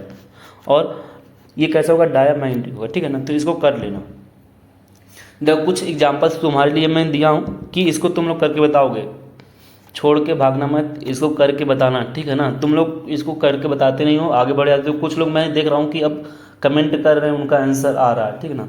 तो तुम लोग भी यार थोड़ा सा कोशिश करोगे तो चीज़ें आएंगी, ये सोच के आगे बढ़ जाओगे कि ठीक है मैं लगा लूँगा बाद में, ये मैं कर लिया हूँ, इतना समझ में चीज़ें आ गई हैं लोग, ठीक है।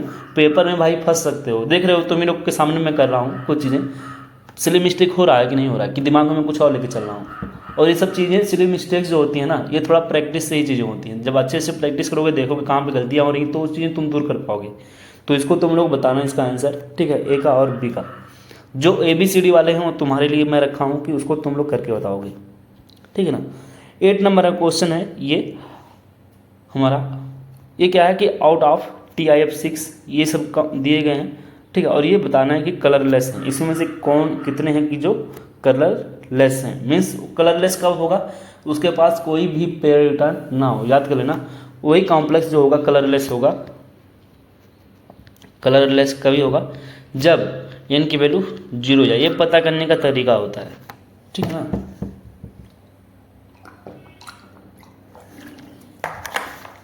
तो देखो इसमें कौन ऐसा स्पीसीज है जो कलरलेस होगा, उसको मैं आंसर ले लेता हूँ यहाँ से। देखो इसका आंसर जो दिया है बी दिया है, अब मैं बताता हूँ। देखो इसको देखोगे तो वहाँ पे इसकी एन की वैल्यू जो आएगी वो 0 आएगी। जैसे यहाँ पे देखो ये हमारा टाइटेनियम है, टाइटेनियम बताओ पहले किस ऑक्सीडेशन स्टेट में है, टाइटेनियम हमारा +4 में है, Ti टाइटेनियम +4 में, Ti +4 में ऑक्सीडेशन स्टेट निकाल ही लेते हो। अभी +4 ऑक्सीडेशन मतलब 3D, पहले क्या होता था 3D D2 होता था और 4s2 होता था।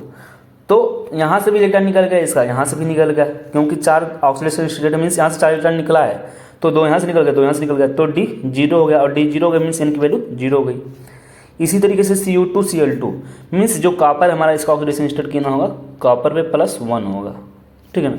कॉपर +1 है तो पहले से कॉपर का पहले इलेक्ट्रॉनिक कॉन्फ़िगरेशन करो, मीन्स कॉपर का पहले करना होता है। देखो पहले मैं कॉपर का करूँगा इलेक्ट्रॉनिक कॉन्फ़िगरेशन, तो कॉपर का इलेक्ट्रॉनिक कॉन्फ़िगरेशन क्या होता है हम लोग जानते हैं, 3D10 होता है और 4s1 होता है। लेकिन ये कॉपर थोड़ी है, कॉपर प्लस है, तो यहाँ से एक इलेक्ट्रॉन निकल चुका है, तो ये 3D10 हो गया, और ये भी पेयर्ड ही है, तो यहाँ पे इनकी वैल्यू क्या हो गई, 0 हो गई, कोई अनपेयर्ड इलेक्ट्रॉन नहीं है, तो हमारा आंसर भी हो गया। बाकी अगर मैं एक एग्जाम्पल और चेक करके बता देता हूँ इसको, कोबाल्ट को COF6 की, ठीक है। तो बताओ कोबाल्ट किस ऑक्सीडेशन स्टेट में है, पहले तो कोबाल्ट +3 ऑक्सीडेशन, पहले तो कोबाल्ट का इलेक्ट्रॉनिक कॉन्फ़िगरेशन करोगे तो क्या आता है, 3D7 होता है, 4s2 होता है, ठीक है, और ये +3 ऑक्सीडेशन स्टेट में, मीन्स यहाँ से 2 इलेक्ट्रॉन निकल चुका, एक यहाँ से, तो सोचो यहाँ से एक निकल चुका, मीन्स उसके पास कितना इलेक्ट्रॉन बचा, 6, 1 2 3 4 5, ये 6 हो गया, ठीक है ना। अब यहाँ पे देखो इसके पास कितना इलेक्ट्रॉन है, 4 हो गया, इनकी वैल्यू 4 है, ठीक है, तो ये कलर्ड होगा, तो ये कलर्ड हो गया। तो इसी तरीके से करना है, तो ये भी कलर्ड होगा कंपाउंड, तो ये ऑप्शन तो होंगे नहीं इतने, तो ये बचे हैं, तो यहाँ पे इसको भी चेक करोगे तो भी कलरलेस आएगा, ठीक है ना। ये एक क्वेश्चन है 9 नंबर का क्वेश्चन है, दिया गया कि Cr है, H2 है, Cl3 has a magnetic movement of, इस तरीके से, मीन्स इसके पास जो नंबर ऑफ अनपेयर्ड इलेक्ट्रॉन होगा कितना होगा बताओ तुम लोग, 3.3, मीन्स एन की वैल्यू कितना आएगी, 3 आएगी। The correct distribution of 3D electrons in the chromium complex, तो बताओ जो क्रोमियम कॉम्प्लेक्स है उसमें जो इलेक्ट्रॉन का तीनों इलेक्ट्रॉन का डिस्ट्रीब्यूशन है वो किस तरीके से, 3 इलेक्ट्रॉन ही होंगे ना, क्योंकि यहाँ पे एन की वैल्यू कितनी है, 3 है, तो बताना है कैसे होगा, ठीक है। तो पहले ये बताओ क्रोमियम का ऑक्सीडेशन स्टेट, पहले क्रोमियम का इलेक्ट्रॉनिक कॉन्फ़िगरेशन करोगे तो होता है 3D5 4s1 होता है, ठीक है ना। यहाँ पे क्रोमियम हमारा किस ऑक्सीडेशन स्टेट में है, ये +3 में है, तो क्रोमियम +3 में है, मीन्स यहाँ से एक इलेक्ट्रॉन निकल चुका है और यहाँ से 2 इलेक्ट्रॉन निकल जाएगा, तो इसके पास बचेगा 3D2 बचेगा। अब यहाँ पे 3D3 बचेगा। अब ये 3 जो होगा हम लोग जानते हैं, ये जो 5 ऑर्बिटल्स होते हैं D के, देखो 1 2 3 4 5, तो एक होता है DXY होता है, एक होता है DYZ होता है, और एक DZX होता है। तो हमारे ये यहाँ पे एक हो गया, यहाँ पे एक यहाँ पे हो गया, तो ये सही हो जाएगा, ठीक है ना। तो हमारा जो आंसर होना चाहिए DXY DYZ और DZX हो गया, तो आंसर D होना चाहिए। ये 10 नंबर का कॉम्प्लेक्स कंपाउंड क्वेश्चन है, ठीक है। इसमें पूछा कि बताओ निकिल का हाइब्रिडेशन क्या होगा, तो निकिल का हाइब्रिडेशन हम लोग कैसे बताएंगे। यहाँ पे देखो अभी मैं इसका करके आया हूँ, इसका करके आया था, तो हाइब्रिडेशन क्या आया था निकिल के NiCO4 का, ऊपर में बताया था हाइब्रिडेशन, देखो sp3 आया था, अभी तो समझाया इसको, तो वहाँ से कर लेना, ठीक है। NiCN4 का, इसका जो हाइब्रिडेशन ये मैं बताया था कितना होता है, sp(dsp2) होता है, अभी क्वेश्चन इसका भी किए हैं और इसका भी किया हूँ ऊपर, तो इसका जो देखो जो हाइब्रिडेशन आएगा इसका क्या आता है, sp3 आता है, ठीक है। ये तो पहले ही 4 है, तो इसलिए हमको पता चलेगा तो यही वाला होगा। तो देखो sp3 dsp2 sp3, तो आंसर जो होना चाहिए, आंसर क्या होना चाहिए, बी वाला होना चाहिए, 10 का जो आंसर होना चाहिए वो बी होगा, ठीक है। दो ये तुम लोग बताओगे डी नंबर का और ई नंबर का क्वेश्चन, ये करके तुम लोग बताओगे कि डी, ठीक है, और ई का तुम लोग आंसर करोगे, ठीक। इसके बाद हमारा एक नेक्स्ट टॉपिक आ गया, ये भी काफ़ी इंपॉर्टेंट टॉपिक है, CFT क्रिस्टल फील्ड थ्योरी, ठीक। तो क्रिस्टल फील्ड थ्योरी क्या होती है, इसमें अगर हम लोग देखें ये भी बहुत ही इंपॉर्टेंट टॉपिक है, इससे भी क्वेश्चन आते हैं। तो ये थ्योरी क्या है, बोल रहा है कि इन द इलेक्ट्रिक फील्ड जो होते हैं, in the electric field these negative charge, ये जो निगेटिव चार्ज होते हैं, the 5d orbitals of metal जो होते हैं वो no longer have exactly same energy. कहने कि अगर हम लोग देखें जो हमारे जो डी ऑर्बिटल्स हैं, यहाँ पे 5d ऑर्बिटल्स हैं, तो इनकी जो एनर्जी होती है ना वो सेम होती है अभी तो, लेकिन अगर इसको इलेक्ट्रिक फील्ड में अगर हम लोग लिखते हैं तो उनकी जो एनर्जी हो जाती है वो डिफरेंट हो जाती है। ठीक है, अगर एनर्जी सेम होती है उसे बोलते हैं डीजनरेट ऑर्बिटल्स। ऐसे ऑर्बिटल्स जिसकी एनर्जी सेम होती है उसे क्या बोलते हैं, डीजनरेट ऑर्बिटल्स। लेकिन यदि उन्हें हम लोग इलेक्ट्रिक फील्ड में रख दिए तो उनकी एनर्जी डिफरेंट हो जाती है। ठीक है, स्प्लिट कर जाते हैं। ठीक है, वही सब चीज़ें यहाँ पे लिखी हुई हैं तो उसको अच्छे से तैयार कर लेना। ठीक है, और ये स्प्लिटिंग देखो कह रहे हैं कि यदि जो निगेटिव चार्ज लिगेंड होगा हमारा, देखो यहाँ पे आयनिक बॉन्ड लिखा, मेटल मतलब हमारा सेंट्रल मेटल एटम और लिगेंड के बीच में एक आयनिक बॉन्ड बनता है, और ये आयनिक बॉन्ड कैसे बना है, इलेक्ट्रोस्टैटिक फोर्स ऑफ अट्रैक्शन की वजह से बना है। ठीक है, दूसरी पॉइंट थी कि निगेटिव चार्ज जो होते हैं लिगेंड के, निगेटिव चार्ज लिगेंड जो होते हैं वो एक पॉइंट चार्ज की तरह से बिहेव करते हैं। कोई अगर ऐसा लिगेंड जिसके ऊपर निगेटिव चार्ज होता है तो वो पॉइंट चार्ज की तरह से बिहेव करता है, और वो लिगेंड जिसके ऊपर न्यूट्रल होता है, कोई चार्ज नहीं होता, वो बिहेव करता है एक पॉइंट डाइपोल की तरह से। ये पॉइंट चार्ज था, ये पॉइंट डाइपोल है। ठीक है ना। डिजनरेसी क्या होती है, डिजनरेसी मतलब क्या कि जो 5d ऑर्बिटल्स होते हैं सेंट्रल मेटल एटम के, हाँ, डिस्ट्रॉयड हो जाते हैं जब उनको कोई सेंट्रल मेटल एटम अप्रोच करता है। तो मतलब उनकी जो डिजनरेसी होती है, मीन्स अगर मैं बोलूँ डिजनरेसी मीन्स क्या कि अभी जो 5d ऑर्बिटल्स थे, 5d ऑर्बिटल्स जो थे उनकी एनर्जी सेम होती है, लेकिन जैसे ही उसकी तरफ कोई सेंट्रल मेटल एटम आता है वो ब्रेक कर जाते हैं दो सेट में। ठीक है ना, एक T2g बोलते हैं और एक Eg बोलते हैं। ठीक है, कह रहे हैं कि ऑर्बिटल्स हैविंग सेम एनर्जी इन्हें सबसेल से बोलते हैं डिजनरेट ऑर्बिटल्स। ये लाइन में बोल चुका हूँ। लाइन क्या है कि क्रिस्टल फील्ड स्प्लिटिंग इन ए ऑक्टाहेड्रल कॉम्प्लेक्स। हम लोग किस में पढ़ने जा रहे हैं, जिसकी कोऑर्डिनेशन नंबर संख्या कितनी हो 6 आ रही है, उसमें अभी पढ़ने जा रहे हैं कि क्रिस्टल फील्ड स्प्लिटिंग क्या होती है। तो हम लोग जानते हैं कि ये बताओ T2g जो है वहाँ पे 3d ऑर्बिटल है, और वो कौन है, dx dy dz, शुरू के तीनों हैं। ठीक है ना, बाकी जो दो हैं ये कौन कौन से हैं, dx square D Z square है, ये एक्सियल सेट होते हैं। ठीक है, ये नॉन एक्सियल सेट है। ये हमारे देखो ये वाला जो सेट है, ये वाला जो सेट है हमारा एक्सियल सेट होता है। ठीक है ना, और देखो लिगेंड मतलब ये बोला है कि जो लिगेंड होता है अप्रोच जो करता है सेंट्रल मेटल एटम को सभी एक्सिस में करता है, +x -x में, +z -z में, और -y +z में। मीन्स जो लिगेंड सेंट्रल मेटल को अप्रोच करती है सभी डायरेक्शन में करती है। Axial set of d orbitals feels more repulsion sorry, जो एक्सियल सेट है, एक्सियल जो सेट होती है d ऑर्बिटल्स की वो बहुत ही ज़्यादा रिपल्सन फील करती है। ठीक है ना, ये इसमें रिपल्सन बहुत ज़्यादा होते हैं इन वालों में, तो याद कर लेना किस में रिपल्सन ज़्यादा होता है, एक्सियल सेट में। ठीक है ना, तो ये हमारे एक्सियल सेट होते हैं, उनको बोलते हैं नॉन एक्सियल सेट। किस में रिपल्सन ज़्यादा, एक्सियल सेट में होते हैं।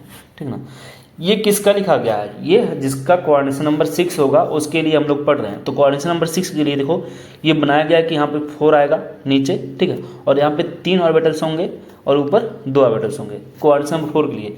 जबकि कोऑर्डिनेशन नंबर 6 के लिए, कोऑर्डिनेशन नंबर 6 के लिए था कि नीचे 3 और ऊपर 2, जबकि कोऑर्डिनेशन नंबर 4 के लिए थोड़ा सा उल्टा हो जाता है। ठीक है, इसको याद कर लेना, इसको बोलते हैं T2g, इसको बोलते हैं Eg बोलते हैं। और जो हमारा ये बैरियर है यहाँ से यहाँ तक की एनर्जी 0.6 होती है, और यहाँ से यहाँ तक के लिए 0.4 डेल्टा O है। Means crystal field displacement energy of octahedral complex, वो मीन्स ऑक्टाहेड्रल कॉम्प्लेक्स। यहाँ पे बोला है कि ये हमारा डिजनरेट ऑर्बिटल था, मीन्स सबकी अभी एनर्जी जो थी सबकी बराबर थी।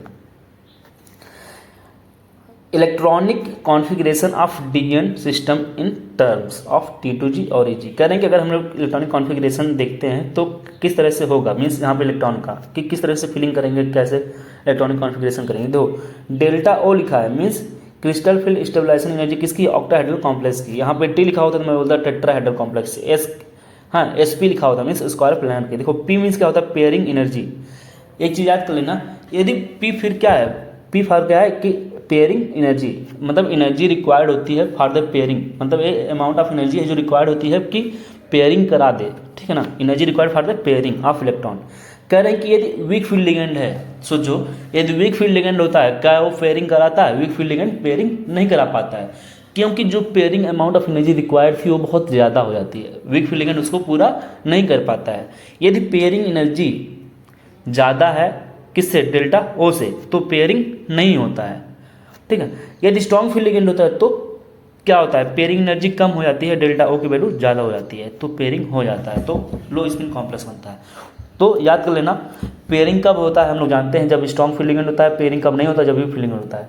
पेयरिंग एनर्जी कब ज़्यादा होगी, जब वीक फील्ड लिगेंड होगा। पेयरिंग एनर्जी कब कम हो जाती है, जब स्ट्रॉन्ग फील्ड लिगेंड होते हैं। जैसे एक ऑर्बिटल हमारा, ये एक दिया गया कंपाउंड, ठीक है, और यहाँ पे देखो D4 को हमको फिलिंग करना है, ये D4 को फिलिंग करना है, और यहाँ पे हमको वीक फील्ड लिगेंड दिया गया है इधर के लिए, ये हमारा वीक फील्ड लिगेंड है। तो वीक फील्ड लिगेंड होता है तो वहाँ पे पेयरिंग एनर्जी क्या होती है, ज़्यादा होती है, ठीक है, किससे, डेल्टा ओ से। और स्ट्रॉन्ग फील्ड लिगेंड होता है तो यहाँ पे हमारा डेल्टा ओ ज़्यादा होता है पी से, पेयरिंग एनर्जी से। अब यहाँ पे वीक फील्ड लिगेंड था, तो वीक फील्ड लिगेंड के लिए हम लोग पेयरिंग कैसे कराते हैं, देखो वीक फील्ड लिगेंड क्या कराता है हमारा, वीक फील्ड लिगेंड में पेयरिंग होता है कि नहीं होता है, वीक फील्ड लिगेंड के प्रेजेंस में पेयरिंग नहीं होगा। तो पहले हम लोग 1 भरे, 2 भरे, 3 भरे, तो यहाँ पे 4 नहीं करेंगे, यहाँ पे वीक फील्ड लिगेंड है इसलिए हम लोग पहले यहाँ पे फिल करेंगे फिर आगे बढ़ेंगे। जबकि यहाँ पे स्ट्रॉन्ग फील्ड लिगेंड था तो ये पेयरिंग कराता है, इसलिए वहाँ पे पहले 1 2 3 हम लोग अब यहाँ पे नहीं जाके पहले यहाँ पे फिल करते हैं, तो 4 हो गया। तो देखो किस तरह से इलेक्ट्रॉनिक कॉन्फ़िगरेशन आया, वही D4 था, इस D4 का कुछ इस तरीके से इलेक्ट्रॉनिक कॉन्फ़िगरेशन आ रहा है और कुछ इस तरीके से, और ये किस पे डिपेंड कर रहा है, लिगेंड पे, किस तरीके का लिगेंड है। अब सबसे ज़्यादा इंपॉर्टेंट चीज़ क्या आ रही है कि कौन कौन से ऐसे फैक्टर्स हैं जो CFSC को, क्रिस्टल फील्ड स्टेबलाइजेशन एनर्जी को इफेक्ट करते हैं, ठीक है ना, ये डेल्टा है जो, इसको कौन कौन इफेक्ट करता है, और इस सब को हम लोग सीक्वेंस में लगाएंगे चेक करने के लिए। अच्छे से तैयार कर लेना, ये काफ़ी इंपॉर्टेंट है कि कौन कौन से फैक्टर्स हैं। पहला फैक्टर है charge on the central metal atom, जो हमारा सेंट्रल मेटल एटम है उसके ऊपर जो चार्ज होता है वो सबसे ज़्यादा इफेक्ट करता है, ठीक है ना। दूसरा कौन सा फैक्टर है, Z effective of the central metal atom. Z effective सबसे ज़्यादा किसका होता है, याद कर लेना, डी ऑर्बिटल हम लोग जाते हैं ऊपर से नीचे, तो डी ऑर्बिटल के लिए मैं डी ब्लॉक में पढ़ाया था कि ऊपर से नीचे आते हैं जेड इफेक्टिव बढ़ती है, तो इसकी होती है, ठीक है ना। और ये डायरेक्टली प्रोपोर्शनल होते हैं CFSC की, किसी सेंट्रल मेटल एटम के ऊपर यदि चार्ज ज़्यादा है मीन्स उसका ऑक्सीडेशन नंबर जितना ज़्यादा होगा उसका CFSC ज़्यादा, जेड इफेक्टिव जितना ज़्यादा, हम लोग जानते हैं जेड इफेक्टिव डायरेक्टली प्रोपोर्शनल क्या, oxidation number means charge. Strength of ligand भी होता है, और ज्योमेट्री, ज्योमेट्री होती है एक्सपेरिमेंटल वैल्यू होती है, ठीक है ना। ये याद कर लेना, डायरेक्ट ऐसे क्वेश्चन आता है, डेल्टा ओ की जो वैल्यू होती है टेट्राहेड्रल से 9/4 या 2.25 टाइम्स ज़्यादा होता है। याद कर लेना, ऑक्टाहेड्रल जो कॉम्प्लेक्स होती है उसकी CFSC की वैल्यू टेट्राहेड्रल से 9/4 टाइम्स ज़्यादा होता है, जबकि स्क्वायर प्लेनर कॉम्प्लेक्स की डेल्टा ओ से ज़्यादा होती है, इसकी किससे, डेल्टा ओ से, और इसकी किसके, डेल्टा टी से। तो इसके कितना 4/3 मीन्स 1.33, ठीक है। और स्क्वायर प्लेनर कॉम्प्लेक्स जो होता है टेट्राहेड्रल से तब कितना टाइम्स हो जाएगा, 3 टाइम्स, तो इसका यूज करके ये आया है, ठीक ना। तो सबसे ज़्यादा किसका होता है, स्क्वायर प्लेनर की एनर्जी ज़्यादा होती है, फिर टेट्राहेड्रल, सॉरी ऑक्टाहेड्रल की, फिर टेट्राहेड्रल की, ठीक है ना। ये बता रहे हैं क्वेश्चंस हैं कि चार्ज अगर हम लोग देखें और oxidation number of central metal atom का पहला जो फैक्टर था इफेक्ट करता था, तो सबसे पहले देख रहे हैं कि इसके ऊपर देखो कितना चार्ज है, यहाँ पे -3 है और यहाँ पे कितना है, -4 है। तो हम लोग सेंट्रल मेटल एटम के ऊपर देखते हैं ऑक्सीडेशन इसका कितना आता है। यहाँ पे देखो ऑक्सीडेशन निकालोगे इसका आएगा +3 आएगा, और यहाँ पे इसका निकालोगे तो +2, तो इसका ऑक्सीडेशन +3 है, तो जिसके ऊपर चार्ज जितना ज़्यादा उसका क्या ज़्यादा होगा, CFSC, तो इसका CFSC ज़्यादा होगा क्योंकि इसका सेंट्रल मेटल एटम का ऑक्सीडेशन नंबर सबसे ज़्यादा है। जबकि जब इफेक्टिव देखते तो सेम है, स्ट्रेंथ ऑफ लिगेंड सेम हो जाएगा क्योंकि लिगेंड वही है, तो ठीक है, और सब कुछ चीज़ें वैसी ही आती। तो ये हमारा हो गया आंसर, ठीक है ना, नहीं सॉरी ये आंसर हो गया अपना यहाँ पर, ये हमारा दूसरा क्वेश्चन है। यहाँ पे एक क्वेश्चन है, बताओ इसका ऑक्सीडेशन नंबर कितना आएगा, +2, और यहाँ पे कितना आएगा, +3 आएगा। तो जिसका ऑक्सीडेशन नंबर ज़्यादा होगा जिस सेंट्रल मेटल एटम का, उसी का तो CFSC ज़्यादा होगा, तो आंसर कुछ इस तरीके से। जेड इफेक्टिव हम लोग जानते हैं किस सीरीज का सबसे ज़्यादा होता है, 5D सीरीज का, 4D सीरीज का, फिर उसके बाद 3D सीरीज का। तो एलिमेंट देख लो, यहाँ पे ऑस्मियम है, यहाँ पे रुथनियम है, और यहाँ पे आयरन है। सबका ऑक्सीडेशन स्टेट क्या आएगा, 0 आएगा, तो पहला रूल लग नहीं पाया। दूसरा रूल लगाएंगे, क्या लगाते हैं दूसरा रूल देखते हैं, जेड इफेक्टिव। जेड इफेक्टिव यहाँ पे देखो कितना है, किसका ज़्यादा है, ये हमारे 5D का है, ये 4D का, और ये 3D का है, तो सबसे ज़्यादा किसका होगा, ये लग गया, ठीक है ना। तो देखो यहाँ पे लिखा हुआ है स्ट्रेंथ ऑफ लिगेंड, ये मैं तीसरी बार बताने जा रहा हूँ कि सबसे ज़्यादा कार्बन कंटेनिंग का होता है, फिर नाइट्रोजन का होता है, फिर ऑक्सीजन का, फिर हाइड्रोजन का। देखो यहाँ पे बताया हूँ, तो दोबारा यहाँ पे लिखा हूँ, तो इसको अच्छे से याद कर लेना। लिखा गया है कि ये हमारे क्या है, स्पेक्ट्रोकेमिकल सीरीज ही इसे बोलते हैं। तो देखो क्वेश्चन उस पर बेस्ड है, बताना है कि बताओ, यहाँ पे देखो ऑक्सीडेशन नंबर +2 आएगा, इसका भी ऑक्सीडेशन नंबर +2 आएगा, और इसका भी निकालोगे तो ऑक्सीडेशन नंबर +2 आ गया, तो सबका ऑक्सीडेशन तो सेम है, ये तो हमारा ऑक्सीडेशन रूल वाला लग नहीं सकता। दूसरा रूल देखेंगे जेड इफेक्टिव मीन्स इसका भी सेम होगा, इसका भी सेम होगा, इसका भी सेम होगा। तीसरा रूल क्या था हमारा, स्ट्रेंथ ऑफ लिगेंड, तो बताओ CN NH3 और H2 में सबसे ज़्यादा स्ट्रॉन्ग फील्ड लिगेंड कौन है, हमारा CN है, तो हमारा आंसर इधर से इधर बढ़ जाएगा, तो ये सबसे ज़्यादा हो जाएगा, ठीक ना। चौथा है ज्योमेट्री। ज्योमेट्री हम लोग जानते हैं, ज्योमेट्री सबसे ज़्यादा किसका, स्क्वायर प्लेन का, फिर ऑक्टाहेड्रल का, फिर टेट्राहेड्रल का। तो देखो इसका जो आएगा ज्योमेट्री क्या आएगा, स्क्वायर प्लेन, इसका आएगा ऑक्टाहेड्रल, इसका आएगा टेट्राहेड्रल। तो ये सीक्वेंस है, ठीक ना। ये इतना हो गया। अब एक फैक्टर हम लोग पढ़ने आ रहे हैं कि कौन सा कॉम्प्लेक्स ज़्यादा स्टेबल होगा, कौन सा कॉम्प्लेक्स ज़्यादा स्टेबल होगा। एक तो अभी हम लोग पढ़ रहे थे, ये क्या एनर्जी पढ़ रहे थे। देखो यहाँ पे क्रिस्टल फील्ड स्टेबलाइजर एनर्जी जो होती है वो कौन सी एनर्जी थी, मीन्स कॉम्प्लेक्स कंपाउंड में खुद की एनर्जी नहीं थी, कॉम्प्लेक्स कंपाउंड बनाने की एनर्जी थी, ठीक है ना। तो वो एनर्जी जिसकी जितनी ज़्यादा होती थी उतना ज़्यादा वो कॉम्प्लेक्स बनता था, ठीक है। यहाँ पे क्या है, स्टेबिलिटी हुई, स्टेबिलिटी कौन कॉम्प्लेक्स ज़्यादा स्टेबल होगा। तो याद कर लेना, जिसकी हमेशा डायरेक्ट नहीं बोल सकते हैं कि जिसकी क्रिस्टल फील्ड स्टेबलाइजेशन एनर्जी ज़्यादा है वो कॉम्प्लेक्स ज़्यादा स्टेबल होगा, क्योंकि ठीक है कुछ ऐसे अभी रूल्स आएंगे जो वायलेट करेंगे। देखो यहाँ पे हम लोग जानते थे CFSC इसके डायरेक्टली प्रोपोर्शनल होता था, ठीक है, इसके भी डायरेक्टली प्रोपोर्शनल होता था, और ये तीन ठीक है तो डायरेक्टली प्रोपोर्शनल लग जाता था। जो वहाँ पे हम लोग पढ़ रहे थे CFSC के लिए तीनों सेम थे, लेकिन वहाँ पे हम लोग चिलेशन नहीं पढ़े हैं, ठीक है ना। चिलेशन और स्ट्रेंथ जो है लिगेंड की, स्ट्रेंथ ऑफ द लिगेंड, ये थोड़ा सा कभी कभी वायलेट करेंगे इस वाले में। और फार्मेशन कांस्टेंट तो हम लोग जानते हैं किसमें, केमिकल इक्विलिब्रियम में, कि जिसका फार्मेशन कांस्टेंट जितना ज़्यादा तो प्रोडक्ट उतना ही ज़्यादा बनता है। KF की वैल्यू जितनी ज़्यादा उतना ही ज़्यादा हमारा प्रोडक्ट बनेगा, ठीक है। तो ये तो सेम हमारे उसी तरीके से जिस तरीके से हम लोग क्या बताते थे, हमें एनर्जी बताते थे, CFSC की वैल्यू बताते थे।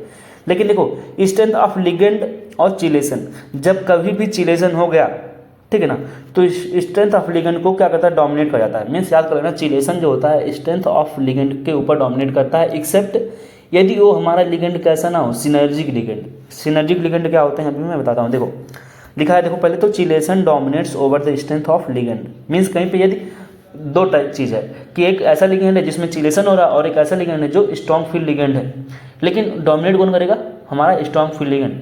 लेकिन वो जो लिगेंड है यदि कहीं निकल गया सिनर्जिक लिगेंड तो उसके ऊपर डोमिनेट नहीं कर पाएगा चिलेशन, वही बता रहा है। जैसे ये देखो कैसे लिगेंड है, ये हमारा सिनर्जिक लिगेंड है, ये सिनर्जिक लिगेंड है, ये भी सिनर्जिक लिगेंड है। तो ये सब सिनर्जिक लिगेंड्स होते थे, सिनर्जिक लिगेंड्स, ठीक है ना। इन्हें बोलते हैं पाई एक्सेप्टर लिगेंड। ये ऐसे लिगेंड्स हैं जो क्या करते हैं, हम लोग जानते हैं लिगेंड क्या करता है, अपना इलेक्ट्रॉन पेयर जो होता है सेंट्रल मेटल एटम को देता है। तो ये क्या करते हैं, एक हाथ से देते हैं और पीछे से फिर लेते भी हैं, सिर्फ देते नहीं, एक हाथ से दे रहे हैं फिर पीछे से ले रहे हैं, तो इन्हें क्या बोलते हैं, सिनर्जिक लिगेंड्स, ठीक है ना। तो सिनर्जिक जो लिगेंड्स होते हैं इसके ऊपर चिलेशन डोमिनेट नहीं कर पाता है। ये देखो लिखा है कि CFSC जो होती है डायरेक्टली प्रोपोर्शनल होती है स्टेबिलिटी ऑफ कॉम्प्लेक्स के, केवल किसके लिए, फर्स्ट वाले के लिए, सेकंड थर्ड के लिए, जो हम लोग अभी पढ़ रहे थे। Because CFSC does not depends upon the chelation, CFSC chelation पे डिपेंड नहीं करता है, इसलिए हम लोग चिलेशन से नहीं बता सकते। हम लोग वैसे जनरली जानते हैं एनर्जी जो होती है स्टेबिलिटी की इनवर्सली प्रोपोर्शनल होती है, लेकिन ये एनर्जी जो हमारी CFSC है और ये दूसरी एनर्जी है, और ये जो नॉर्मल एनर्जी होती है ये दूसरी है, ठीक है ना। CFSC जो होती है वो दूसरी एनर्जी हम लोग पढ़ रहे हैं, कॉम्प्लेक्स कंपाउंड खुद की एनर्जी नहीं। ये जो एनर्जी हम लोग पढ़ रहे हैं स्टेबिलिटी के उल्टा, ये खुद की एनर्जी होती है, ठीक है ना। ये खुद की एनर्जी है, किसी की खुद की एनर्जी ज़्यादा होती है तो स्टेबिलिटी कम हो जाती है। देखो ये क्वेश्चन एक था कि ना अच्छा है। यहाँ पे देखो एक किसी जैसे हम डायरेक्टली नहीं बोल सकते थे CFSC जो होती है डायरेक्टली प्रोपोर्शनल टू स्टेबिलिटी, ये डायरेक्ट नहीं बोल सकते हैं। क्यों, क्योंकि अभी देखोगे कि इसमें इसी कॉम्प्लेक्स का एक का कभी इसका ज़्यादा होगा तो एक चीज़ इसका ज़्यादा होगा। जैसे देखो यहाँ पे अगर मैं पूछूँ कि पहले बताओ कि स्टेबिलिटी, ऑर्डर ऑफ स्टेबिलिटी किसकी ज़्यादा होगी, तो पहले हम लोग क्या चेक करते हैं, सबसे पहले चेक करते हैं कि हमारा एलिमेंट का ऑक्सीडेशन स्टेट क्या है, तो +3 होगा, यहाँ पे भी +3 होगा, तो ऑक्सीडेशन स्टेट सेम होगा, जेड इफेक्टिव भी सेम होगा। तीसरा चीज़ क्या था हमारा, strength of ligand. Strength of ligand अगर चेक करोगे तो बताओ कौन सा स्ट्रेंथ ऑफ लिगेंड किसका ज़्यादा है, अमोनिया का स्ट्रेंथ ऑफ लिगेंड हमारा ज़्यादा हो गया। बट यहाँ पे क्या होता है, इसमें चिलेशन होता है, और ये बताओ सिनर्जिक लिगेंड है इसमें से कोई नहीं है, तो ये सिनर्जिक लिगेंड है नहीं, तो यहाँ पे चिलेशन डोमिनेट कर गया इसके ऊपर, तो इसीलिए इसका ज़्यादा हो गया, ठीक है ना। इसकी स्टेबिलिटी ज़्यादा हो जाएगी, तो इधर से इधर जाने पर स्टेबिलिटी इंक्रीज कर रही है, ठीक है ना। जबकि अगर मैं पूछता कि बताओ ऑर्डर ऑफ CFSC बताओ, तो CFSC लगाने के लिए सबसे पहले हम लोग क्या देखते हैं, ऑक्सीडेशन स्टेट तो सेम आ गया, जेड इफेक्टिव भी सेम। तीसरा क्या देते थे, स्ट्रेंथ ऑफ लिगेंड, यहाँ पे चिलेशन तो देखते नहीं, तो स्ट्रेंथ ऑफ लिगेंड किसका है, इसका ज़्यादा है, तो इसका ज़्यादा हो गया, ठीक है ना। तो ये कह रहे हैं कि ये देखो सब सीक्वेंस में मैं लगा के बता दिया, ठीक है ना। ये सब अभी वही एक्सप्लेन करके आया है। हम लोग पढ़ने आ रहे हैं कि क्रिस्टल फील्ड स्टेबलाइजेशन एनर्जी कैसे निकालते हैं, CFSE की जो वैल्यू होती है ऑक्टाहेड्रल के लिए कैसे निकालेंगे अगर दे दिया हो कोई कॉम्प्लेक्स कंपाउंड तो कैसे निकाल के बताएंगे कि इसका वैल्यू इतना होगा। तो कैसे निकालते हैं, देखो ऑक्टाहेड्रल कॉम्प्लेक्स के लिए और टेट्राहेड्रल कॉम्प्लेक्स के लिए तो मैं बोलूँगा कैसे निकालते हैं। देखो पहला ये जो हमारा है एक स्टेट था और ये ऑक्टाहेड्रल के हम लोग पढ़े थे कि यहाँ पे Eg होता है और यहाँ पे T2G। फार्मूला देखो क्या करना है, फार्मूला यहाँ पे दिया है ऑक्टाहेड्रल CFSE के लिए इक्वल टू होता है, नीचे से इधर से चलो यहाँ पे -0.4 यहाँ पे माइनस है, ठीक है ना, -0.4 n यहाँ पे क्या है T2G है। ये माइनस क्यों है, क्योंकि ये नीचे है, इस एनर्जी बैरियर लेवल से नीचे था इसलिए माइनस था। फिर ये प्लस में हो गया प्लस 0.6 n, यहाँ पे क्या है n क्या है हमारा, यहाँ पे देखो डेल्टा O है, ऑक्टाहेड्रल के लिए पढ़ रहे हैं ना, और यहाँ पे हो जाएगा n Eg, यहाँ पे क्या हमारा Eg होगा और यहाँ पे डेल्टा O हो जाएगा, डेल्टा O, ठीक है ना। यहाँ पे T2G था और यहाँ पे क्या था Eg था, यहाँ पे T2G और यहाँ पे क्या है Eg हो गया, ठीक है ना। बाकी सब चीज़ें यहाँ पे लिखी हुई हैं। एन T2G क्या होगा, number of electron in T2G, T2G में कितना अनपेयर इलेक्ट्रॉन है, टोटल कितना इलेक्ट्रॉन है, T2G में कितना इलेक्ट्रॉन है, देखो इसमें टोटल कितना इलेक्ट्रॉन है, Eg में कितना इलेक्ट्रॉन है, Eg वाले में कितना इलेक्ट्रॉन है उसको लिखना है, और यहाँ पे हमारा x मीन्स कितना पेयरिंग हुआ है, नंबर ऑफ पेयरिंग कितना है। इसी तरीके से सेम यहाँ पे देखो, अभी इसमें यहाँ पे नीचे उल्टा हो गया था, बताया था ना कि इस वाले में 6 वाले में 3 नीचे होता है 2 ऊपर होता है, जबकि 4 वाले में 2 नीचे होता है 3 ऊपर हो जाते हैं, तो उल्टा हो जाता है। और यहाँ पे देखो 0.6 है और इधर 0.4 हो गया, ठीक है। कैसे याद करोगे कि यहाँ पे किधर 2 की तरफ 6 होगा कि 4 की तरफ 3 होगा, डिब्बा मतलब ये जो डिब्बे हैं 4 की तरफ 3 होगा। तो देखो मैं एक चीज़ याद रहा था कि इनको मल्टीप्लाई करके 12 लाना है, तो यहाँ पे देखो ये 2 लोग हैं तो 6 दूना 12 हो गया, और 12 इधर कब आएगा, जब इधर 3 होगा, तो 4 3 12, तो दोनों में देखो वैसे ही हैं, ठीक है। बस ऊपर नीचे किया, ऑक्टाहेड्रल वाले में कहीं पे 3 वाले को ऊपर कर दिया, टेट्राहेड्रल वाले में 3 वाले को नीचे कर दिया है, सॉरी इसको टेट्राहेड्रल वाले को, सॉरी ऑक्टाहेड्रल में 3 डिब्बे नीचे हैं जबकि इसमें जो है 3 डिब्बे ऊपर हैं। ये अपना दिया गया है कैसे क्या करना है, कैसे फिलिंग करनी है। यहाँ पे देखो इसका जो इलेक्ट्रॉनिक कॉन्फ़िगरेशन करोगे ये +3 आ गया, मीन्स इसके पास जो टोटल पहले तो देखो Rn था, तो Rn था मीन्स इसका कि 3d बोलोगे 6 होगा और 4s2 हो गया, ठीक है। यहाँ से 2 निकाल दिया और यहाँ से, तो 5 इलेक्ट्रॉन टोटल बचे इसके पास टोटल d5 है। अब ये बताओ कि साइनाइड कैसा है, स्ट्रॉन्ग फील्ड लिगेंड है, तो ये पेयरिंग करा दिया ना, देखो 1 2 3 4 5 करा दिया, क्यों, क्योंकि स्ट्रॉन्ग फील्ड लिगेंड था। इसी तरीके से देखो ये वीक फील्ड लिगेंड है, यहाँ पे भी 5 भी होगा, लेकिन वीक फील्ड लिगेंड है तो कुछ इस तरीके से हुआ।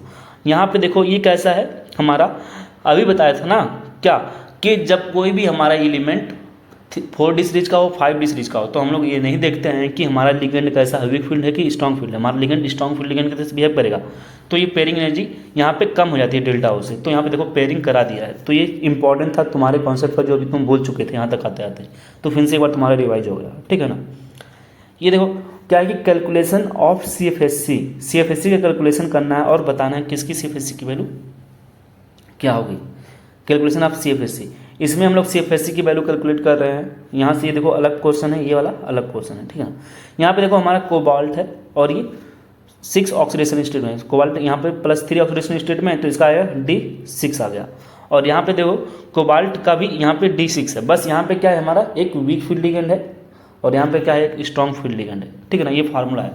तो जब वीक फील्ड लिगेंड था तो अभी हम लोग देखेंगे कुछ इस तरीके से फीलिंग करें हैं, और स्ट्रॉन्ग फील्ड लिगेंड है तो कुछ इस तरीके से फीलिंग हो गया है, ठीक है, क्योंकि ये पेयरिंग कराएगा, ये पेयरिंग नहीं कराएगा। और डायरेक्ट फार्मूला वही जो अभी था वो लगा दिए हैं।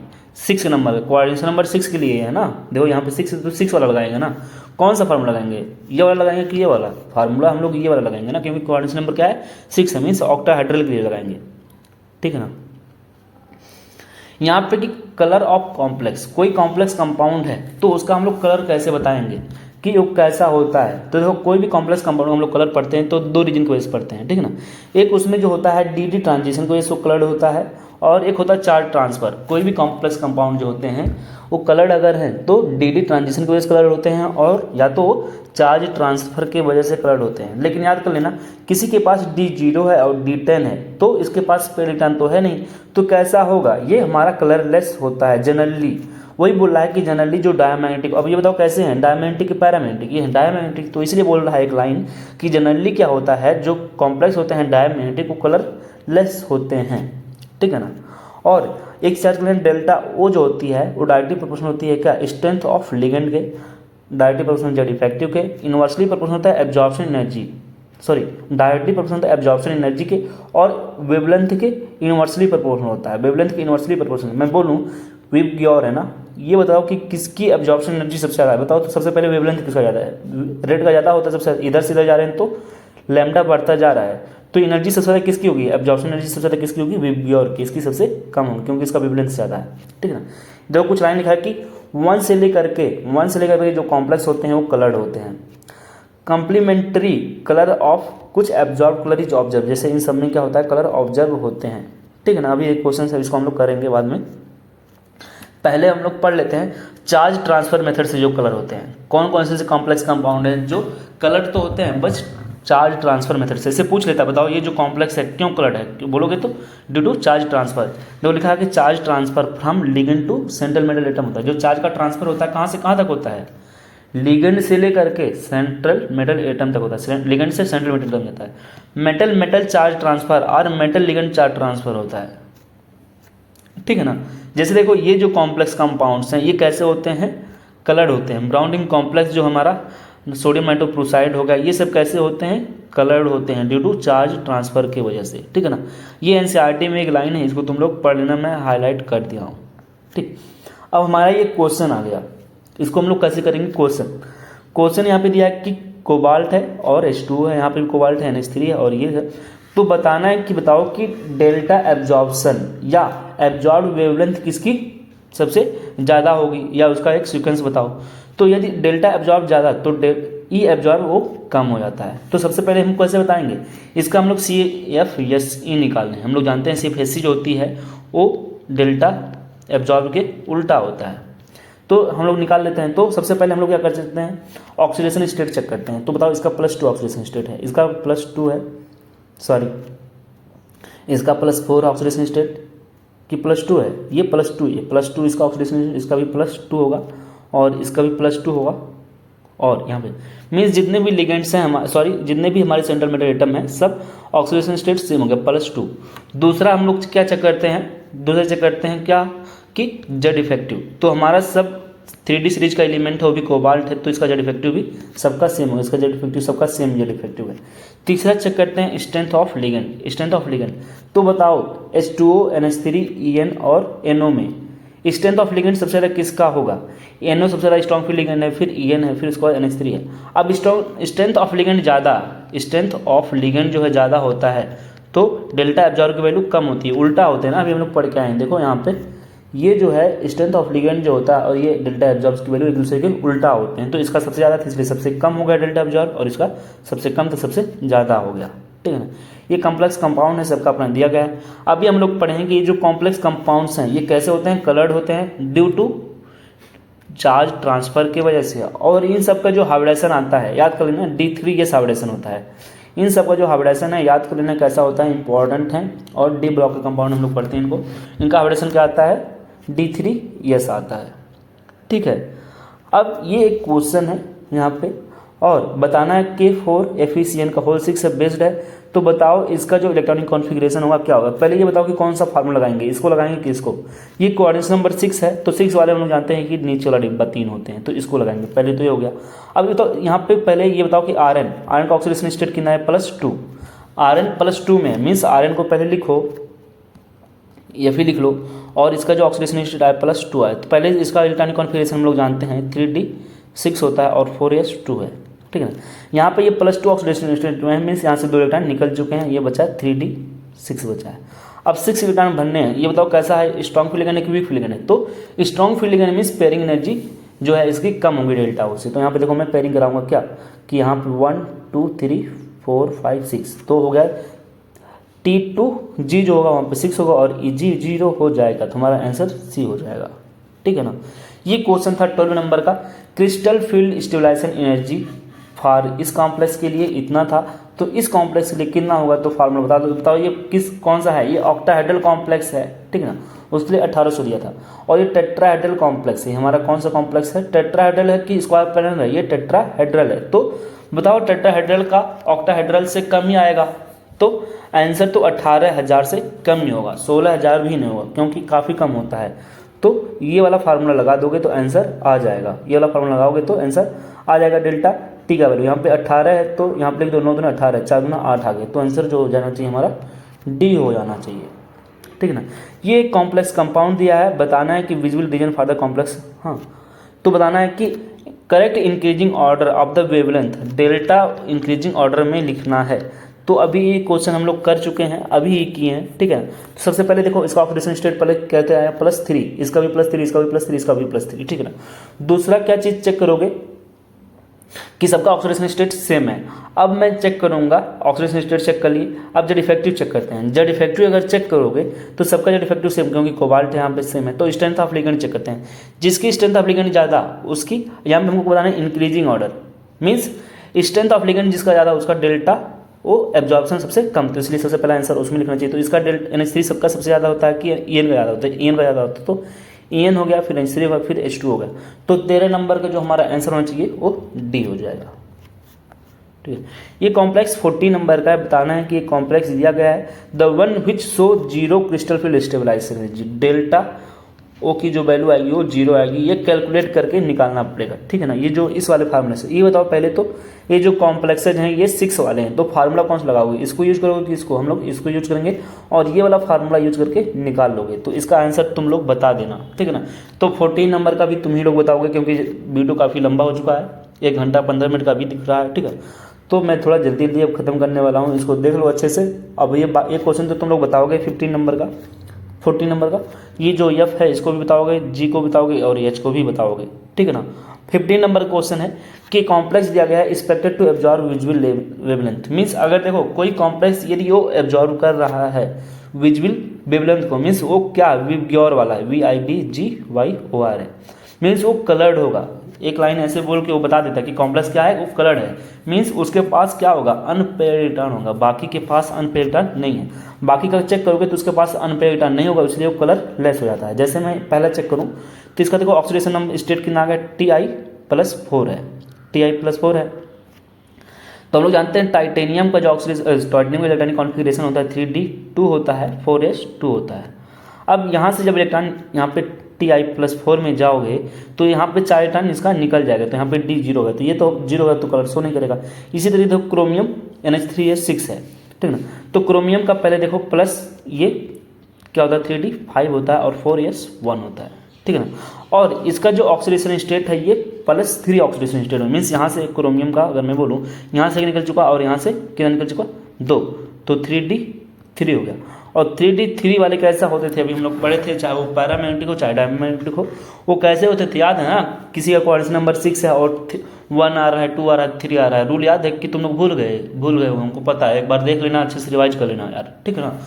अगर 3D3 है, हो सकता है कुछ लोग को याद भी हो जिसका दिमाग तेज होगा, तो ये जिसका 3D3 है, ठीक है ना, तो 3D3 वाले का हम लोग बताए थे 1 हो चाहे 2 हो चाहे 3 हो, तो वो कैसे होते थे हमारे, पैरामैग्नेटिक होते थे, मीन्स और उसके पास मीन्स वो कलर्ड होगा। तो आंसर जो 15 नंबर का होना चाहिए वो बी हो जाएगा। बाकी चेक करोगे तो सब में जो आएगा वो अनपेरिटन मीन्स n की वैल्यू 0 आएगी, इसलिए वो कैसे हो जाएंगे, वो विजिबल वेवलेंथ को एब्जॉर्ब नहीं करेंगे, मतलब वो कलर लेस होंगे। 16 नंबर का क्वेश्चन है, क्वेश्चन क्या है कि in which of the following coordination entity magnitude of delta O will be maximum, बताओ डेल्टा ओ की मैक्सिमम वैल्यू कहाँ पे होगी। तो सबसे पहला रूल क्या हम लोग लगाएंगे, सेंट्रल मेटल एटम का क्या चार्ज, तो यहाँ पे बताओ इसका चार्ज कितना है, ये +3 में है, ये +3 में है, यहाँ पे भी +3 सब +3 में है, ठीक ना। दूसरा रूल क्या था कि जेड इफेक्टिव, तो जेड इफेक्टिव सबका सेम। तीसरा क्या रूल था, हम लोग देखते थे स्ट्रेंथ ऑफ लिगेंड, तो यहाँ पे देखो ये साइनाइड है, ये H2O सबसे ज़्यादा किसका होता था, साइनाइड का होता है ना, तो हमारा आंसर जो हो जाएगा ये हो जाएगा। बस आगे बढ़ते हैं। ये क्वेश्चन देखो, अब ये यहाँ पे 5.9 लिखा है, इसका मतलब क्या कि n की वैल्यू यहाँ पे 5 रही होगी, यहाँ पे 0 है तो मीन्स n की वैल्यू 0, यहाँ पे 4.9 है तो मीन्स n की वैल्यू 4 हो जाएगा, यहाँ पे 1 पॉइंट है तो n की वैल्यू यहाँ पे 1 हो जाएगी। अब ये जो क्वेश्चन आया था ना नीट में, तो मेरा काफ़ी टाइम खाया था और मैं लगा नहीं पाया था, और इस साल फिर मैं सिलेक्ट भी नहीं हो पाया था, ठीक है ना। कुछ क्वेश्चन थे जो मुझे सिलेक्ट होने से बचा लिए, मैंने सेलेक्ट नहीं होने दी, ठीक ना, उसमें से ए भी था एक क्वेश्चन। देखो क्योंकि काफ़ी टाइम लगा, क्योंकि मैं जिद पे आ गया था, मुझे करना है, तो इस वजह से तुमको जिद नहीं करना है, 1 मिनट दो प्रॉपर नहीं हुआ तो आगे बढ़े और बाद में करते हैं, ठीक है ना। देखो ये क्वेश्चन कैसा है, बहुत इजी है, हम लोग फार्मूला इसको लगाएंगे डायरेक्ट आंसर आ जाएगा। केवल हमको क्या पता करना है कि उसके पास पेयर रिटर्न है कि अनपेयर्ड। तो सबसे पहले मैं इसको पकड़ता हूँ, एफिशिएंट है, तो हम लोग जानते हैं कि आयरन का ऑक्सीडेशन स्टेट आएगा +3, +3 ऑक्सीडेशन स्टेट में है तो हम लोग बनाते हैं कि ये हो जाएगा, जब ये +3 ऑक्सीडेशन स्टेट में है मीन्स क्या हो गया, आयरन +3 में है तो हो जाएगा ये 3D, देखो वैसे 3D6 होता है और 4H2 होता है, तो यहाँ से निकल गया और यहाँ से निकल गया एक, तो हो गया 3D5, ठीक है ना।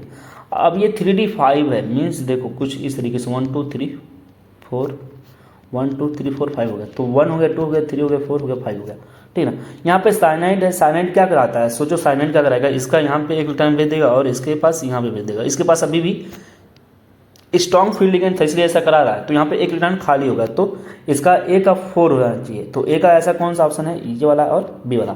अब मैं चेक करूंगा बी, क्योंकि देखो ये बी डी तो चेक नहीं करूंगा क्योंकि यहाँ पे सेम है, तो या तो सी चेक करूँ या तो बी चेक करूँ, तो मैं चेक करता हूँ बी। आयरन किस ऑक्सीडेशन स्टेट में, आयरन सोचो यहाँ पे ऑक्सीडेशन स्टेट में है +3, यही सेम, तो यहाँ पे 5 इलेक्ट्रॉन होगा। ये बताओ कि H2 कैसा, एक वीक फील्ड लिगेंड है, और तो वीक फील्ड लिगेंड तो ये क्या पेयरिंग कराएगा, नहीं कराएगा, तो जो बी का आंसर हो जाना चाहिए 1 हो जाना चाहिए, तो बी का आंसर 1 हो गया, तो हमारा आंसर हो गया ऐसा कौन सा, डी। बस इतना ही तो करना था, देखिए हो गया, और पेपर में मैं कर नहीं पाया था क्योंकि मैं हो गया था क्या पागल, पेपर के टाइम पे एग्जाम जो प्रेशर होता है ना इतना तगड़ा हो जाता है कि दिमाग काम करना बंद कर देता था, तो वही इसलिए कहते हैं प्रैक्टिस अच्छे से करो। 18 नंबर का क्वेश्चन है, बोला कि बताओ order of energy absorption which is responsible for the colour of complex, means यहाँ पे लैम्डा नहीं बोला, लैम्डा एब्जॉर्प्शन नहीं बोला है, ई एब्जॉर्प्शन बोला, और दोनों एक दूसरे के उल्टा होते थे लैम्डा एब्जॉर्प्शन। तो सबसे पहले हम लोग क्या करते थे, चार्ज देखोगे तो चार्ज सब पे सेम आएगा, +2 आएगा, ठीक है ना, यहाँ पे +2 जेड इफेक्टिव भी सेम। स्ट्रेंथ ऑफ लिगेंड देखोगे तो सबसे ज़्यादा स्ट्रेंथ ऑफ लिगेंड किसका है, यहाँ पे देखो, यहाँ पे इथाइलिन डायमंड का 2 है, यहाँ पे 1 ही है, और यहाँ पे 3 है, यहाँ पे थोड़ा सा मिसप्रिंटिंग था, यहाँ पे 2 लिखा था लेकिन 3 होना चाहिए, ठीक है, यहाँ पे 3 होगा, और सबसे ज़्यादा किसका होगा, तो सी वाले का हो जाएगा, फिर ए वाले का हो जाएगा CAB कैब हो जाएगा, ठीक है ना। 19 नंबर क्वेश्चन है कि which complex compound is most stable, इसमें बताओ कौन सा कॉम्प्लेक्स कंपाउंड है जो बहुत ही ज़्यादा स्टेबल होगा, तो बताओ कौन सा कॉम्प्लेक्स होगा।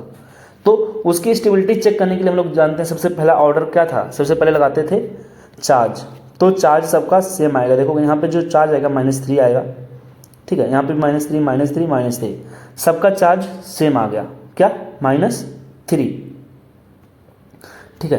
दूसरा क्या है, जेड इफेक्टिव, तो कोबाल्ट है तो जेड इफेक्टिव भी सेम।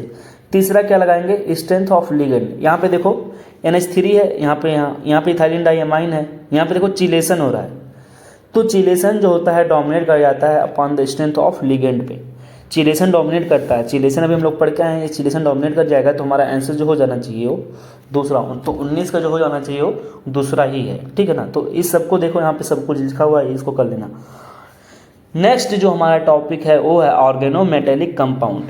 ऑर्गेनोमेटेलिक कंपाउंड्स क्या होते हैं, ठीक है ना, तो मैं बताया था देखो, compound in which the less electronegative elements, ऐसा कंपाउंड जिसमें लेस इलेक्ट्रोनेगेटिव एलिमेंट्स जैसे germanium, antimony, bismuth, silicon, phosphorus, arsenic की क्या लेस इलेक्ट्रोनेगेटिव एलिमेंट्स हैं, तो compounds in which less electronegative element is central atom, और ये डायरेक्टली अटैच्ड होते हैं किससे, कार्बन से, तो क्या होते हैं ऑर्गेनोमेटेलिक कंपाउंड होते हैं। मतलब ऐसा कोई ऑर्गेनोमेटेलिक कंपाउंड जिसमें कोई लेस इलेक्ट्रोनेगेटिव एलिमेंट हो और वो डायरेक्टली अटैच हो कार्बन से, उसे बोलते हैं उस कंपाउंड को ऑर्गेनोमेटेलिक कंपाउंड।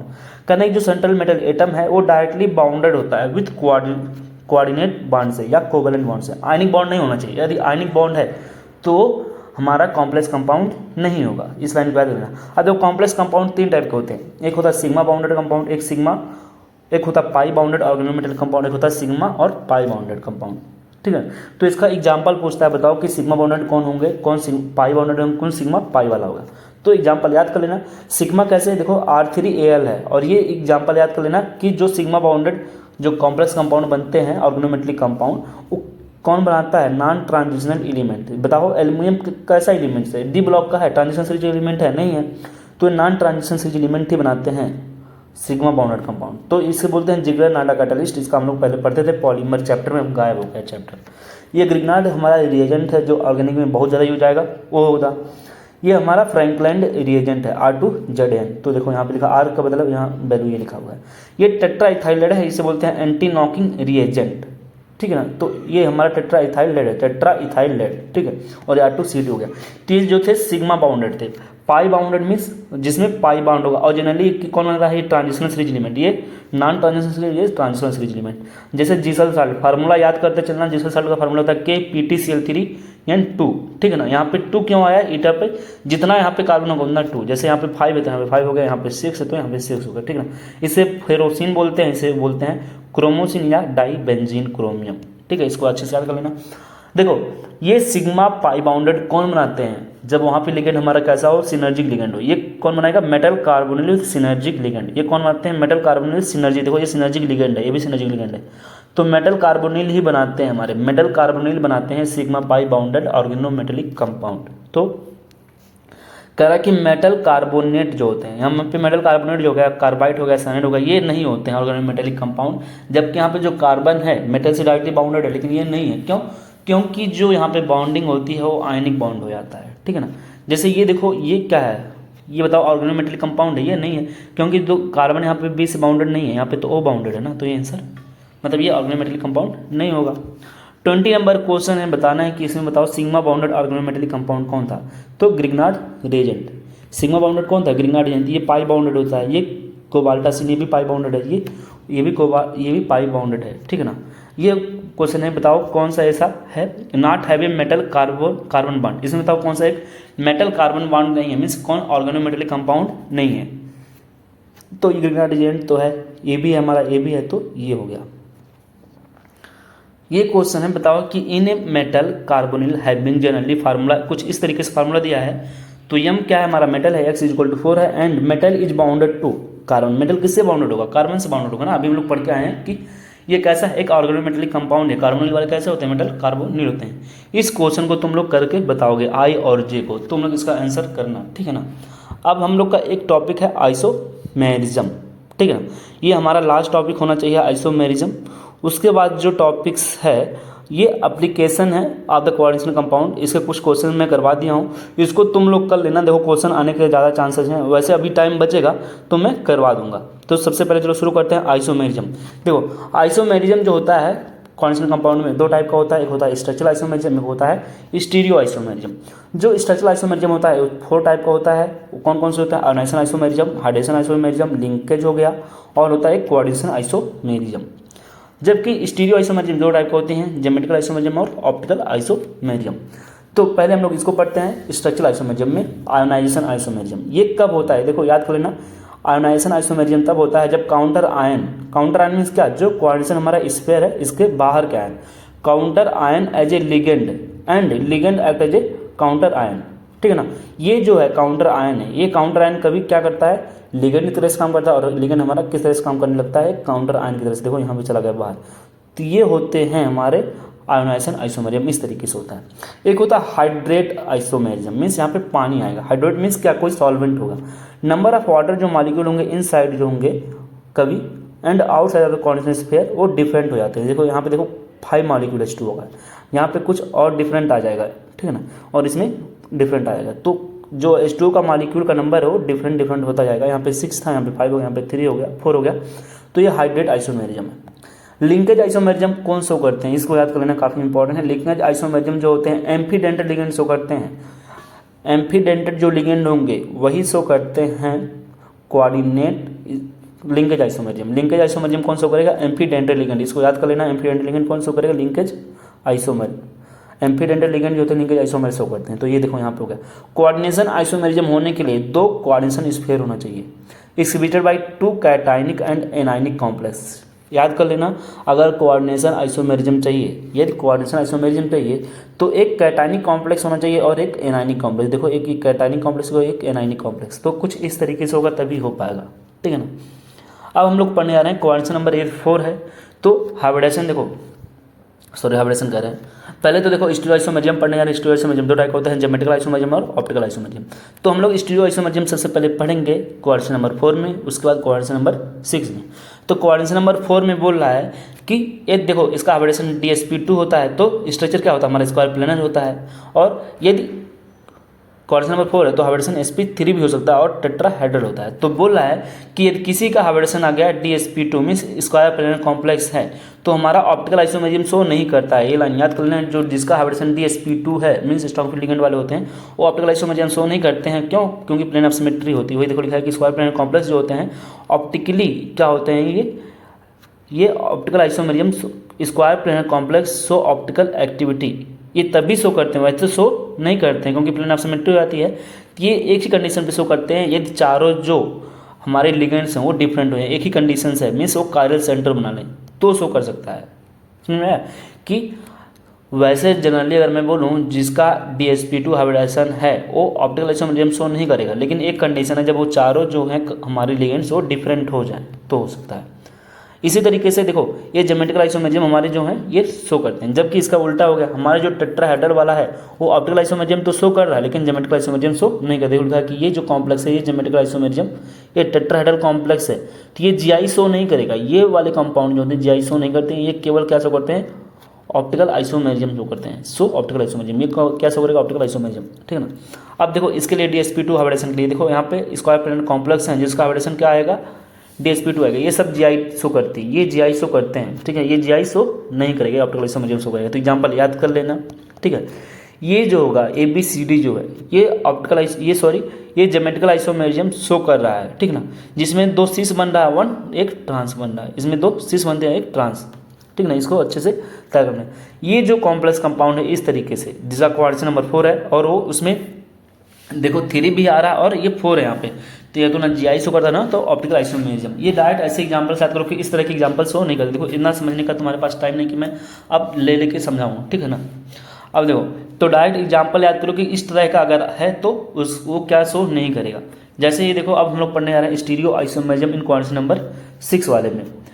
क्या रूल है, नोट क्या है कि 2 आइडेंटिकल लिगेंड जो होते हैं एक दूसरे के 180 पे, जैसे ये 2 लिगेंड से ए यहाँ पे ए है, ठीक है ना। यदि 2 आइडेंटिकल लिगेंड एक दूसरे से 180 पे मीन्स प्लेन ऑफ सिमेट्री है तो वो ऑप्टिकल आइसोमेरिज्म शो नहीं करेगा, मीन्स ऑप्टिकली इनएक्टिव हो गया, ठीक है ना। अभी तो ये ऑप्टिकल आइसोमेरिज्म शो कर जाएगा, लेकिन अगर ये 4 हो गया होता तो सोचो ए अगर मैं 4 होता तो यहाँ पे ए लिखता तो यहाँ पे भी लिखता तो कोई तो 180 पे आ जाता, ये यहाँ पे लिखता तो ये शो नहीं करेगा। लेकिन 3 है तो शो कर जाएगा ऑप्टिकल आइसोमेरिज्म। क्यों? क्योंकि प्लेन ऑफ सिमेट्री प्रेजेंट हो गया। इसी तरीके से बोला है कि इफ 2 बाइडेंटल लिगेंड्स हैं और वो एक दूसरे से 90 डिग्री, जैसे ये क्या है बाइडेंटल लिगेंड्स हैं और 2 बाइडेंटल लिगेंड यदि एक दूसरे से किस पे हैं 90 डिग्री पे हैं, then they will show optical activity, क्योंकि प्लेन ऑफ सिमेट्री यहाँ पे एब्सेंट है। यहाँ पे इनको 2 बराबर पार्ट में कहाँ बांट पा रहे हैं, नहीं बांट पा रहे हैं ना। जैसे MA3B3 है एक कॉम्प्लेक्स कंपाउंड है, ये देखो ऑप्टिकल आइसोमेरिज्म शो नहीं कर रहा, ये केवल क्या शो कर रहा है GI। याद कर लेना MA3B3 क्या करता है, ऑप्टिकल आइसोमेरिज्म शो नहीं करता है। MA3B3 ऑप्टिकल आइसोमेरिज्म शो नहीं करता, ये केवल GI शो करता है। और इसमें जो होते हैं फेशियल होता है एक और एक होता है मेरीडोनल। फेशियल कौन होगा, वो जो सिस शो करता है, और मेरीडोनल को हम लोग ट्रांस बोल सकते हैं। फेशियल को सिस बोलेंगे और मेरीडोनल को ट्रांस बोलेंगे, ठीक है ना। ये देखो कुछ बता रहा कि कौन कौन सी पॉसिबिलिटी है जो आइसोमेरिज्म शो करती है 6 कोऑर्डिनेशन के लिए। जिस किसी का कोऑर्डिनेशन नंबर 6 आ रहा है तो कौन कौन सी पॉसिबिलिटी है, जैसे MA4B2 ये शो कर सकता है। इसमें वो भी सब क्या आएंगे, टोटल 2 ही आएगा, ठीक है ना, और टोटल 2 GI होंगे। मतलब इसका जो स्टीरियोमर्स आएंगे ये इनएंशियोमर से तो शो नहीं करेगा, तो हमारा टोटल जो ज्योमेट्रिकल आइसोमेरिज्म होगा 2 ही होगा, वही हमारा स्टीरियो आइसोमेरिज्म होगा। इसी तरीके से MA3B3 अभी हम लोग पढ़े थे केवल 2 ही बनता है, सिस और ट्रांस, मतलब फेशियल और मेरीडोनल 2 ही बता रहे हैं यहाँ पे। तो यहाँ तक बस केवल याद कर लो अच्छे से, यहाँ तक के लिए, ठीक है ना। यहाँ तक याद के लिए कि कौन से रोज GI शो करते हैं अच्छे से, तो इसको इतना याद कर लो बस, बाकी ये सब चीज़ें इतना याद करने की जरूरत नहीं है। अब चलो क्वेश्चन पे आते हैं। जितना NCERT के देखो आइसोमेरिज्म केवल NCERT से पढ़ लो तुम्हारे क्वेश्चन हो जाएंगे, ठीक है ना। ज़्यादा बाहर के पढ़ने की जरूरत नहीं है, बहुत हमको अपना ज्ञान भी नहीं दिखाना है, बस उतना ही हमको करना है जिससे हमारा क्वेश्चन हो जाए। देखो एक क्वेश्चन है the type of isomerism shown by complex. इसमें बताओ ये जो कॉम्प्लेक्स है ये किस टाइप का आइसोमेरिज्म शो कर रहा है, तो ये बताओ किस टाइप का है। पहले तो ये NCERT में ऐसे दिया हुआ है। ये इसका कोऑर्डिनेशन नंबर पहले तो देखो 6 हो गया, ठीक है ना। ये हो गया हमारा A का होल ट्वाइस्ट वाला, और यहाँ पे लिखा है Cl2, ठीक है ना। इस तरीके से एक हमारा कॉम्प्लेक्स कंपाउंड है कुछ। तो ये जो होता है ये कोऑर्डिनेशन नंबर 6 वाले ये कौन सा आइसोमेरिज्म, देखो यहाँ पे लिखा है कि ये जो बताओ टाइप ऑफ आइसोमेरिज्म ये किस तरह का शो करेगा। क्या ये कोऑर्डिनेशन आइसोमेरिज्म शो कर पाएगा, नहीं कर पाएगा। कोऑर्डिनेशन आइसोमेरिज्म शो करने के लिए एक कैटायनिक कॉम्प्लेक्स होना चाहिए, कैटायनिक तो होगा नहीं। आयोनाइजेशन आइसोमेरिज्म हो नहीं पाएगा क्योंकि यहाँ पे एक्सचेंज नहीं हो पाएगा, किसी एक्सचेंज करेगा कोई है नहीं। लिंकेज शो करने के लिए एम्फिडेंट लिगेंड चाहिए, तो हमारा आंसर जो होना चाहिए वो ए हो जाएगा, याद कर लेना। इसमें ये जो है हमारा सिस है, ये हमारा क्या है, सिस है, इसको हम लोग सिस बोलते हैं, और ये हमारा जो है ये ट्रांस है। तो देखो ये किस टाइप का, COCl2 का होल ट्वाइस है, मतलब CO है मीन्स हमारा एक सेंट्रल मेटल एटम हो गया, और यहाँ पे कोई एक लिगेंड है तो L2 है, और AA टाइप का होल ट्वाइस है, ये बाइडेंटल लिगेंड था, ठीक है, उसका होल ट्वाइस है। तो इस तरीके से देखो जो होगा तो इसमें एक सिस होगा एक ट्रांस होगा। अब जो सिस है ना, इस ये ऑप्टिकल आइसोमरिज्म शो करेगा, मीन्स इनएंशियोमर होगा, एक डी होगा एक यल होगा, याद कर लेना। सिस वाले जो होते हैं इनएंशियोमर शो करते हैं, एक डी होगा और यल होगा। सेम वही क्वेश्चन पूछ रहा है, बताओ कि ये नंबर ऑफ पॉसिबल आइसोमर कितने होंगे। तो इस वाले में सोचो ये एक हो गया और इसके बता रहे हैं 2 बनेगा, तो टोटल 3 हो जाएगा। ये जो कॉम्प्लेक्स कंपाउंड बताओ कि एक किसका एग्जांपल है, किस टाइप का आइसोमरिज्म है। तो देखो यहाँ पे 2 स्फेयर्स हैं, इसे बोलते हैं कोऑर्डिनेशन स्फेयर। ये देखो कैटायनिक हो गया और ये एनायनिक, 2 कोऑर्डिनेशन स्फेयर्स हैं, 2 कॉम्प्लेक्स कंपाउंड्स हैं, एक कैटायनिक कॉम्प्लेक्स एक एनायनिक है, तो कोऑर्डिनेशन आइसोमरिज्म शो करेगा। ये जो कॉम्प्लेक्स कंपाउंड बताओ कि will have how many geometrical isomerism. ये जो कॉम्प्लेक्स कंपाउंड इसके पास कितना ज्योमेट्रिकल आइसोमरिज्म बनेगा, तो 3 बनेगा ना। देखो अदर स्क्वायर प्लेनर कॉम्प्लेक्स, एक स्क्वायर प्लेनर कॉम्प्लेक्स ये जो है ऑफ टाइप MAXBL टाइप का, ये टाइप का जो है, हाँ, और सब यूनिडेंटल लिगेंड है। ये 3 आइसोमर्स होते हैं जिसमें 2 सिस होता है और एक ट्रांस होता है, एग्जाम्पल याद कर देना, ठीक है। तो 3। 27 number question, the existence of 2 different coloured complex with the composition of, ये जो दिया गया है, एक किसकी वजह से है, लिंकेज आइसोमरिज्म की वजह से कि ज्योमेट्रिकल आइसोमरिज्म बस। ये अभी ज्योमेट्रिकल आइसोमरिज्म, अभी हम लोग पढ़ रहे थे कि A4 जो A4 है और B2 टाइप का जो होते हैं वो GI शो करते हैं, ठीक है ना। GI शो करते हैं तो 2 डिफरेंट टाइप के आइसोमरिज्म आएंगे, ठीक है। ये लिंकेज आइसोमरिज्म शो नहीं कर सकते हैं। लिंकेज क्यों नहीं शो कर सकते हैं, क्यों नहीं शो कर सकते, देखो पहले तो आयोनाइजेशन क्यों, क्योंकि बाहर कोई नहीं है, ठीक है। लिंकेज क्यों नहीं शो करते, क्योंकि एम्फीडेंटेड लिगेंड नहीं है, यहाँ पे कोऑर्डिनेशन शो नहीं कर सकते, तो एक ही तो बचा हमारा B। ये जो क्वेश्चन है 28 नंबर का, which of the following complex is not expected to exhibit isomerism, इसमें से कौन सा है जो आइसोमरिज्म शो नहीं कर सकता, तो C हो जाएगा। क्यों होगा, पहले तो ये बताओ कि MA4 ये तो कोऑर्डिनेशन में इसका 6 है, तो MA4 B2 टाइप का शो करता है, अभी देख रहे तो 2GI आता था, ये वाला शो कर जाएगा। देखो प्लेटिनम है यहाँ पे हमारा, ये क्या है, प्लेटिनम है। तो बोला कि ये बताओ प्लेटिनम अगर है तो इसका जो हाइब्रिडेशन आएगा ये DsP2 आएगा। प्लेटिनम इसका हाइब्रिडेशन क्या आ जाएगा, DsP2, क्योंकि देखो ये स्ट्रॉन्ग फील्ड लिगेंड की तरह से बिहेव करने लगेंगे, क्योंकि यहाँ पे हमारा ये जो एलिमेंट्स है 4D सीरीज से प्लेटिनम जो है 3D सीरीज को छोड़ करके बाकी का है ना, क्योंकि जानते हैं जो 3D होता है यहाँ पे अगर लिगेंड वीक फील्ड होता है तो वो वीक ही रहेगा, स्ट्रॉन्ग नहीं हो सकता। तो ये यहाँ पे ये हमारा 3D के बाद आता है, या तो 4D का या तो 5D का है प्लेटिनम। तो ये हमारा जो लिगेंड से एक स्ट्रॉन्ग फील्ड लिगेंड पूरा बिहेव करेंगे तो हाइब्रिडेशन क्या आएगा, DsP2। और DsP2 जो होते हैं, अभी हम लोग पढ़े थे, DsP2 जो होते हैं ये ऑप्टिकल आइसोमरिज्म शो नहीं करते हैं, तभी करते हैं जब इसके चारों डिफरेंट हो, ठीक है। लेकिन ये GI तो शो करते हैं, तो ये GI शो कर जाएगा, ये शो नहीं करेगा क्योंकि इसका जो हाइब्रिडेशन है, ठीक है, ये आएगा sp3, ठीक है, sp3 आएगा। और sp3 में देखो ये GI तो शो नहीं करता, ऑप्टिकल आइसोमरिज्म ये शो नहीं कर पाएगा, ठीक है। तो ये भी शो करता है, तो आंसर हमारा C हो जाएगा। ये जो क्वेश्चन है which of the following does not show optical isomer, इसमें से कौन सा जो ऑप्टिकल आइसोमरिज्म शो नहीं करेगा, 20 नंबर का, यही सेम है क्या। यहाँ पे ऑप्टिकल आइसोमरिज्म की बात करें, कौन ऑप्टिकल आइसोमरिज्म शो नहीं करेगा, ठीक है ना। तो 29 का भी हम लोग पढ़े थे, A3B3 वाला जो होते हैं वो ऑप्टिकल आइसोमरिज्म शो नहीं करते हैं। तो A3B3 कौन है हमारा, ये हो जाएगा 29 का। देखो कौन सा आंसर होना चाहिए, A, कि ये A3B3 फेशियल और मेरिडोनल, अभी देखो यहाँ पे बनाया फेशियल और फेशियल हमारा सिस होता है, ट्रांस होता है। Number of geometrical isomerism of the complex, ये जो कॉम्प्लेक्स दिया गया है A3B3 इसके कितने होते हैं, 2 ही होते हैं, एक फेशियल एक मेरिडोनल। ये तुम लोग बताओगे, ठीक है। ये क्वेश्चन दिया गया KL, ठीक है, MN, इस सब के आंसर तुम बताओगे, ठीक है। अब हमारा एक लास्ट टॉपिक आ गया, क्या, importance and application of coordination compound. Coordination compound के इंपॉर्टेंस क्या है और उसके एप्लीकेशंस क्या हैं। तो ये बता रहा है कि जो हमारा कॉम्प्लेक्स कंपाउंड है इसको अच्छे से तुम लोग पढ़ लेना, वैसे मैं करा दे रहा हूँ जल्दी जल्दी, लेकिन खुद से एक बार याद कर लेना, ठीक है ना। ये क्वेश्चन इसके आ सकते हैं पेपर में। यहाँ पे क्या बोला कि हमारा जो कॉम्प्लेक्स कंपाउंड्स है उसका जो इंपॉर्टेंस है मिनरल में, प्लांट में, एनिमल, इन सब में पूरा दिया गया, ठीक है ना। इन सब का बहुत ज़्यादा ही इंपॉर्टेंस है। Coordination compound used to be मैंने क्वांटिटेटिव और क्वालिटेटिव एनालिसिस में किया था केमिकल के। केमिकल का अगर क्वांटिटेटिव और क्वालिटेटिव एनालिसिस किया जाए तो वहाँ पे यूज किया जाता है, ठीक है ना। इनका फैमिलियर कलर जो होते हैं वो हमको बताते हैं by the metal ion number of ligand, specially chelating ligand जो होते हैं, result in the formation of complex coordination entities. देखो ये लाइन इंपॉर्टेंट है कि जो हार्डनेस ऑफ वाटर है उसको एस्टिमेट करने के लिए हम लोग EDTA लेते हैं, याद कर लेना। और उसमें क्या होता है, कैल्शियम और मैग्नीशियम आयन बनाते हैं एक स्टेबल कॉम्प्लेक्स, ठीक है, EDA के साथ। क्यों? Due to difference in their stability constant of calcium and magnesium complex. तो ये अच्छे से याद करना कि इसका हम लोग सेलेक्टिव एस्टिमेशन में करते हैं। सेलेक्टिव एस्टिमेशन में क्यों करते हैं? क्योंकि जो फॉर्मेशन कांस्टेंट होता है कैल्शियम का और मैग्नीशियम का वो डिफरेंट होता है। दूसरा इंपॉर्टेंट पॉइंट क्या है कि सम इंपॉर्टेंट एक्सट्रैक्शन प्रोसेस होता है मेटल लाइक दोज सिल्वर और गोल्ड का हम लोग एक्सट्रैक्शन करवाते हैं, ठीक है। जैसे यहाँ पे दिया गया साइनाइड के प्रेजेंस में करवाते हैं ऑफ ऑक्सीजन एंड वाटर। इसको अच्छे से यार तुम लोग एक एक लाइन पढ़ लेना, इसको मैं करवाया हूँ अच्छे से, ठीक है। तो तुम्हारा मन करेगा तुम वहाँ से देख लेना। इसका मैं सोच रहा हूँ कि क्वेश्चन करवा दूँ, इसका थ्योरी अभी क्लियर हो जाएगा, या तो तुम लोग खुद से पढ़ लेना, ठीक है। क्योंकि जो इंपॉर्टेंट चीज़ें मैं हाईलाइट कर रही हूँ, लेकिन इसमें तुम इंपॉर्टेंस को छोड़ नहीं सकते हो। हमारा 85 इंपॉर्टेंट टॉपिक है तो पार्ट नहीं है, बट इंपॉर्टेंट है, ठीक है। इसलिए मैं इसको रखा हूँ ताकि तुम लोग एक बार तो पढ़ लोगे, ठीक है। इसके क्वेश्चन मैं करवा देता हूँ। देखो क्वेश्चन दिया है कि which are the following complex is used to be as an anti cancer agent. तो हम लोग जानते हैं एंटी कैंसर एजेंट में सिस्प्लाटिन का यूज होता है। यहाँ पे देखो लिखा है कि ये ट्यूमर में, हाँ इसका यूज हम लोग करते हैं। यहाँ पे NCERT में लिखा था तो ये हो गया। ये कॉपर सल्फेट ये मैं D ब्लॉक में करवाया हूँ, ठीक है। तो D ब्लॉक वहाँ से अगर तुम लोग पढ़ोगे तो वहाँ से आएगा। इसका आंसर तुम लोग कमेंट करके बता देना, ठीक है। यहाँ पे मैं नहीं करा रहा हूँ, इसका आंसर वैसे ये वाला होगा, C वाला होगा, ठीक है। इसको वहाँ से तुम D ब्लॉक में पढ़ लेना। पूरा एक रिएक्शन दिया हुआ कैसे है, क्योंकि देखो यहाँ पे एक से बोला पूरा रिएक्शन करा के तब ये कॉम्प्लेक्स कंपाउंड बनता है। आंसर इसका याद कर लो ऐसे C होगा, क्योंकि देखो सब कुछ सेम है। यहाँ पे -3 यहाँ पे -2 है। ये सिस्प्लाटिन कौन होता है जो एंटी कैंसर होता है, तो बताओ सिस वाला कौन होगा? ये होगा नहीं, हमारा ये भी नहीं होगा।